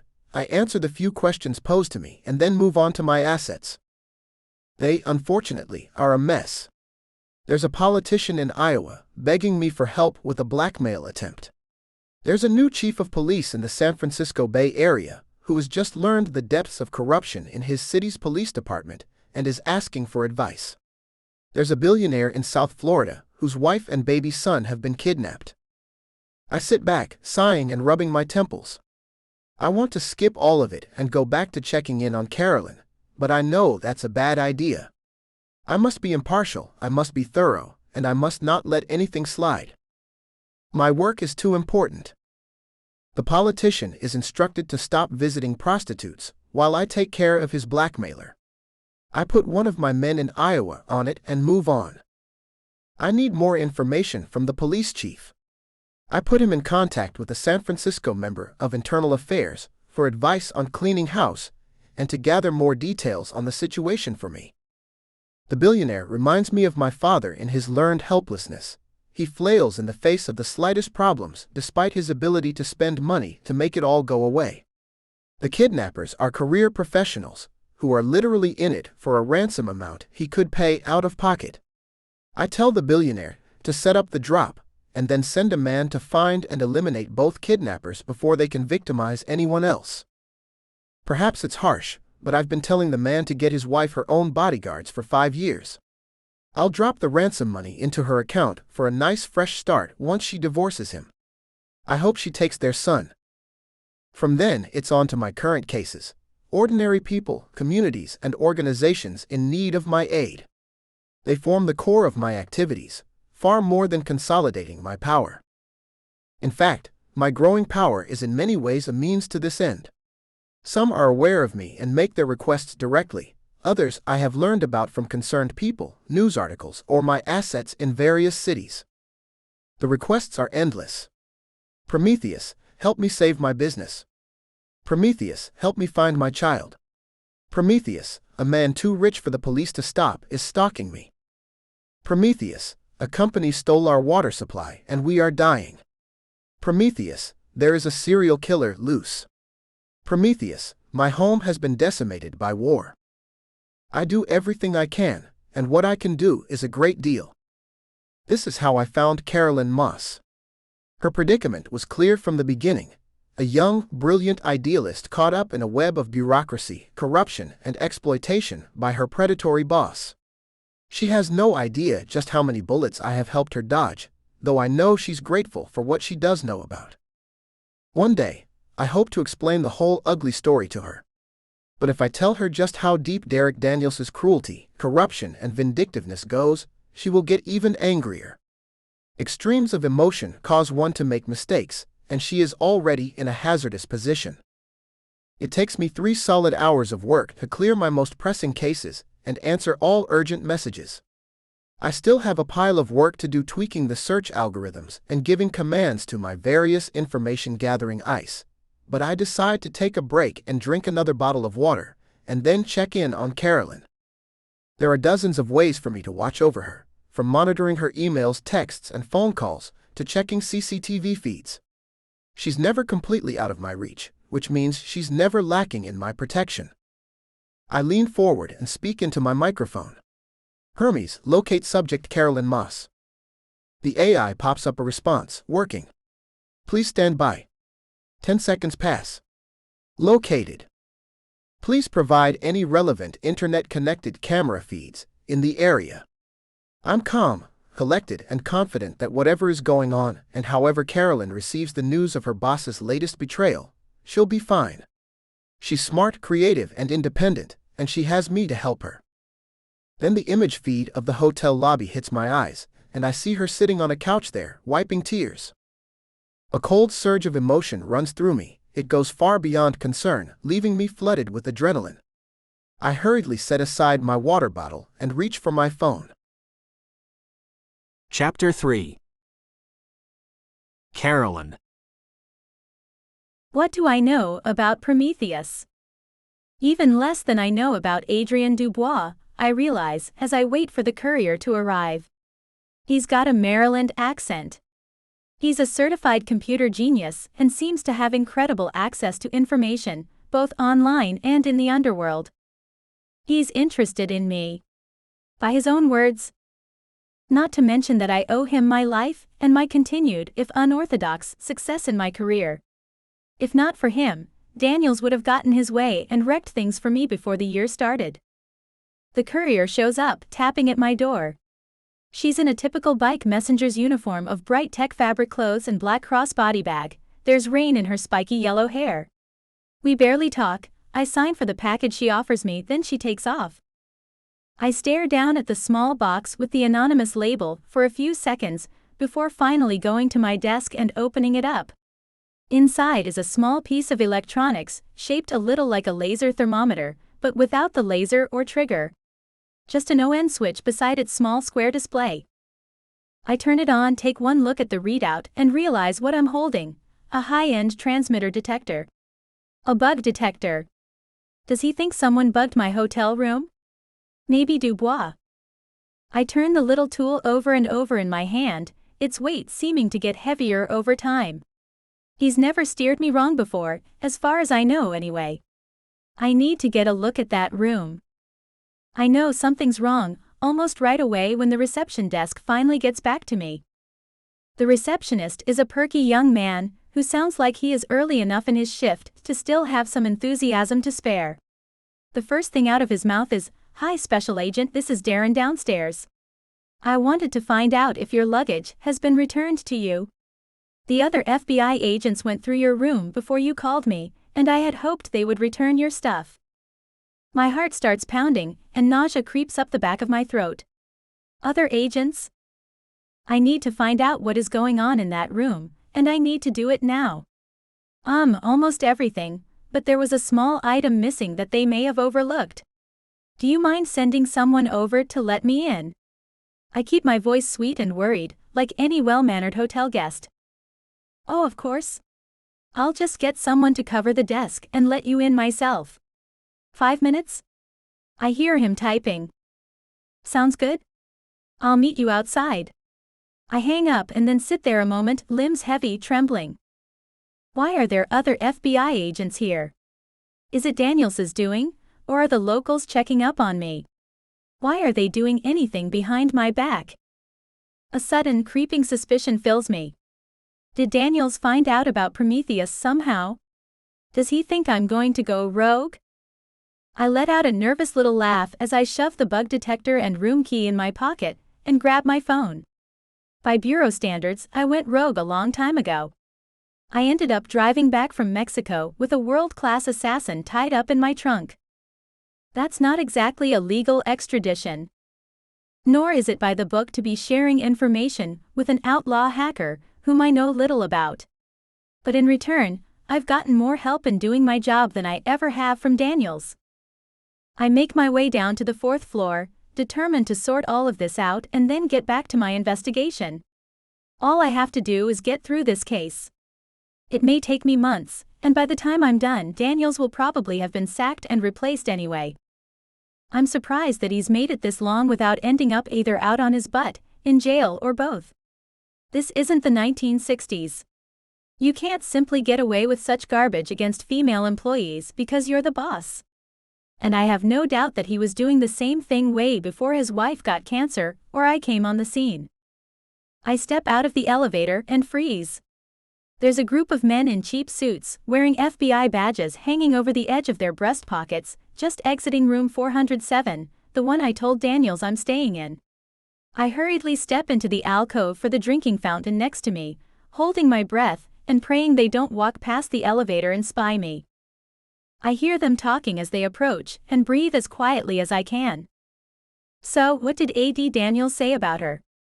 He has a Brooklyn accent, and my heart immediately sinks.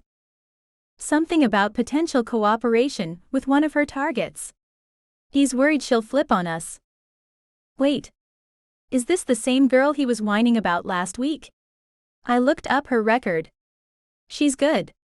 No issues with her work performance, and she brought in Geneva last month. This one has the decency to sound impressed. That shit doesn't matter. Plenty of good agents end up taking bribes now and again just from how shitty our pay is. I hear the ding of the elevator being summoned, and I shiver, keenly aware that they're steps away from me. Yeah, but since when do we go in agents' rooms and... Shut up, Wallace. There's no use complaining about it. Daniels is the AD, he sent us down here to do a job, we did it. Let's go grab a bite to eat and not worry about it. Yeah, good idea. I'm starving, a third agent said. You got any idea why he sent 4 of us? Armed? No idea, man. Maybe he thinks she's dangerous. Anyway, she just barely got off the damn plane an hour ago. She's probably getting something to eat, too. The second one stifled a yawn. Yeah, I'm kinda glad she didn't walk in on us. That would have taken some explaining. The third one laughs, and the others join him as the elevator dings and rattles open. I hear them step inside and the door close. Then I let out all my breath in a huff. So it's Daniels. And either he suspects something, or he's preparing to frame me. All of this because I wouldn't him. How did his wife endure him? How has he stayed out of jail? The worst part of all of this isn't discovering that Daniels is even more of a dirtbag than I thought. It's the men following his crazy orders with barely a question in their heads. Maybe I've long since gone rogue. Or maybe it's the men on Daniels's list. They were universally framed as monsters in his notes. Yet each one has turned out to basically be a good man, trying to get out of his criminal lifestyle. Maybe it's the list that has me questioning everything. Doubting myself, doubting the bureau, doubting the legal system. It's like Daniels has accidentally walked me through an introduction to just how morally gray most things are, even when you think you're one of the good guys. I keep questioning why he picked these men, just like I question why he sends me everywhere with no backup. The second one I could chalk up to spite, immaturity, and lack of professionalism. But the first one has had me constantly baffled me since the start of this investigation. I make my way down the hall to room 401. I already know what I'm going to find there, but I'm still bracing myself. There's still this part of me that doesn't want to believe that it's gotten this bad. I'm standing there for less than a minute, when a slim, brown-haired young man in the receptionist's uniform comes out of the elevator and hurries down the hall. He sees me and slows down, smiling a little. "Hi," he says cheerily. "Did you catch your coworkers?" "Just missed them," I lie regretfully. "I've just got one tiny bag missing, and it's either going to be in here, or in 407. "Oh well, that's not a problem," he replies, pulling his keys off his belt. "I'll just open this up and check inside for you." Maybe you should let me do it," I venture. "It's no problem. I don't mind doing a little hunting." He has a cute smile. First job maybe, trying hard to impress everyone. That's still not going to work. It's a tampon bag. His eyes widen slightly and he blushes. No. Okay? How about I wait out here and you look for it? I don't mind opening up the other room too." I give him a smile. "Thanks. You're a big help. Make sure to give me your card so I can put in a good word with your boss." He beams, and I struggle to keep the sadness out of my smile. If only my biggest problem was impressing a normal, ordinary, non-predatory boss. Instead, here I am, checking up on Daniels, checking up on me, while the one man I wish was here with me is someone I have never met. I'm not sure what bothers me more, the gnawing loneliness that has gotten so much worse since Prometheus gave me a taste of kindness, or the creeping mix of toxic emotions from dealing with Daniels. The receptionist hands me a card and then lets me in. I nod to him gratefully and hurry into the suite. He shuts the door as if he doesn't even want to see me retrieve the fatal tampon bag. Yeah, I thought that would work. He's still in his teens, and I know a lot of grown men who are still freaked out by periods and other female bodily functions. Yet another reason why I've never been on more than a few dates, barely been kissed, and never been with anyone. Life's not fair. I've known that since I was a little girl stuck with my butt of a father, who was also freaked out by periods. I turn on the detector and sweep it around the place, listening for the telltale beep that says it's picked up a transmission. Quickly my heart sinks, there are at least 4 of them. The bed beeps, the bathroom beeps, the desk beeps, by the phone beeps. The bathroom too, huh? F you, Daniels. I check behind the headboard of the bed and see the small transmitter stuck to its back. It's got a single green LED on the back, blinking every once in a while like a slow heartbeat. I stare at the thing in my hand, and then shake my head and put it back where I found it. I can't dismantle, disable, or remove them. If I leave them in place, whoever rents the room will have their conversations picked up by the transmitters, and the surveillance team that is probably following me will soon realize that they bugged the wrong room. Rooms. Plural, because I'm almost sure they also bugged 407. Which is exactly when Daniels is going to find out that I lied to him about what suite I'm in.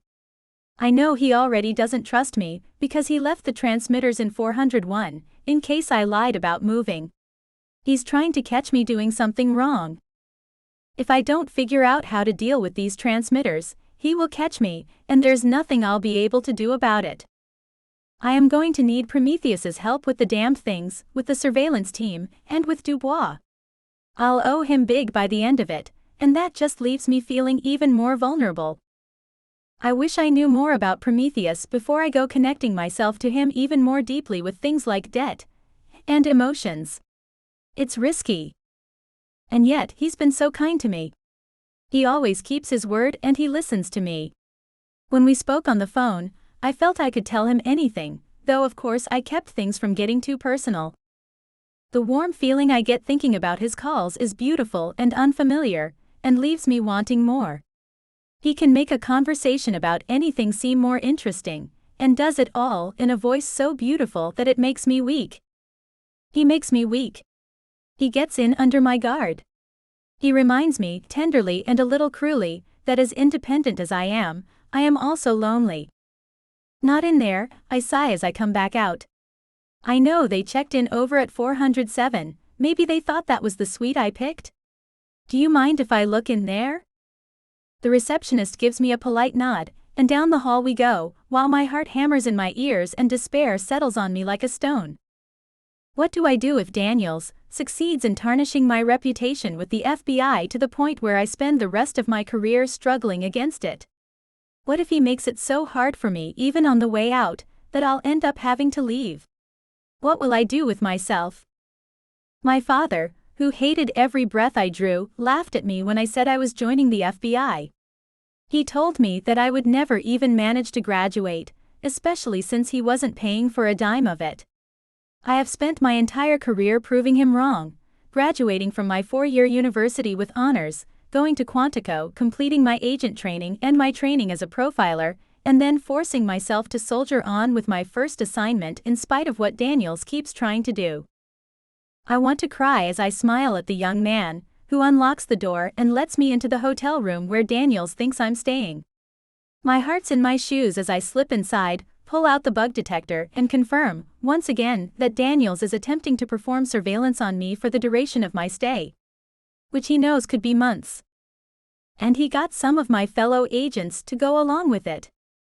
A terrible sense of isolation runs through me when the bug detector softly beeps. I know now that I can't trust the bureau anymore.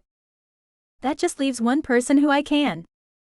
I come back out with a bright smile pasted on. Thanks so much. I found it. I pat my pocket and he nods. I hand him a tip. He hands me a card and we part company. Only when he's out of sight do I let myself lean against the wall and curse under my breath. I've fought depression my whole life thanks to my father, pitting everything from mental training to medication to nutrition to sheer will against the creeping sense that nothing will ever go right no matter how hard I fight to achieve my goals. My father believed that of me.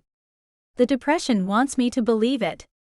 And now Daniels may be making it happen.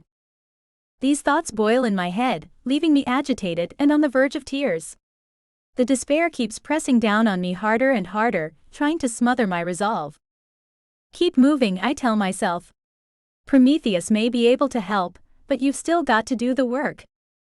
I go back upstairs to my suite, intent on distracting myself with paperwork and research for the case. From what I've been able to tell so far, Dubois' primary business in town is an elegant 1940s-style nightclub in downtown Baltimore. He can be found at his personal table most Saturday nights when he's in town. The best thing I can do to connect with him is to seek him out there. That means getting a nice outfit. Daniels, the cheap jerk, will probably balk at approving reimbursement for it, which means I'll have to dry clean it and return it, or get something I like enough that I might wear it a second time for a different occasion. At least shopping will get my mind off all of this. That's it. I'll leave a message with Prometheus, go get a nice meal and a nice dress, put in my report with Daniels, and then get some sleep. I just wish I wasn't doing all of it alone. I'm used to isolation. I'm at my most confident and decisive when I'm alone. It's one of the reasons I didn't complain more when I wasn't assigned a field partner. But loneliness is not something you get used to, any more than being hungry or being tired.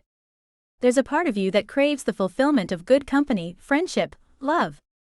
Being without it won't kill you, but it never stops gnawing at you either. My voice shakes annoyingly as I leave a short message for Prometheus. Hi. I know you won't get this until later, but I got your gift, and I found what you figured I would. I don't know what to do to handle this kind of technology, so if you could give me a call with some pointers when you're free, I'd appreciate it. Thank you again for everything, I say softly, with warmth in my voice that sounds a bit more than professional. I can't help that. I change my clothes into jeans and a royal blue blouse, put on a windbreaker, and cover my hair with a bright scarf. I know the platinum blonde braid is my most distinctive feature, and I don't feel like having it wave like a flag behind me as I go out on errands. When I get downstairs, it has warmed up, but it's still raining. I'm so glad it isn't snow and ice, so I don't mind. But my thoughts are still chasing me, threatening to weigh my heart down with despair. Of course, there's a white delivery van parked in the space next to my rental car, which probably has a low jack on it now. I don't want to deal with any of that. I walk instead, shouldering my way through the warm rain. I eat fried chicken at a diner 4 blocks down, and then look up boutiques online and have an Uber take me into the shopping district. It takes me a while to find an elegant gown that both flatters me and fits within my laughable budget. I finally settle on a deep blue gown, which makes my skin and hair look even paler and my eyes brighter. It's sleeveless, simple, Grecian, and goes with the gold and burgundy scarf and gold flats that I bought. I never ever wear heels on the job. I can wear a slinky dress and strap my gun to my inner thigh, but running and fighting in heels is far less efficient than it's portrayed in the movies. Kicking them off and running barefoot is faster and less likely to result in a fall, but it's still not ideal. When I get back to the hotel, the van is still sitting next to my car. I walk inside, and almost immediately, my phone rings. This time I check it and frown. Daniel's again. I pick up. I've reached the hotel. Where were you? I thought you had checked in. He sounds confused, angry. He's probably wondering why the bugs haven't picked up anything yet. Food and supplies, I explain patiently. Plus, I have a lead on where Dubois will be Saturday. I'm going to be there.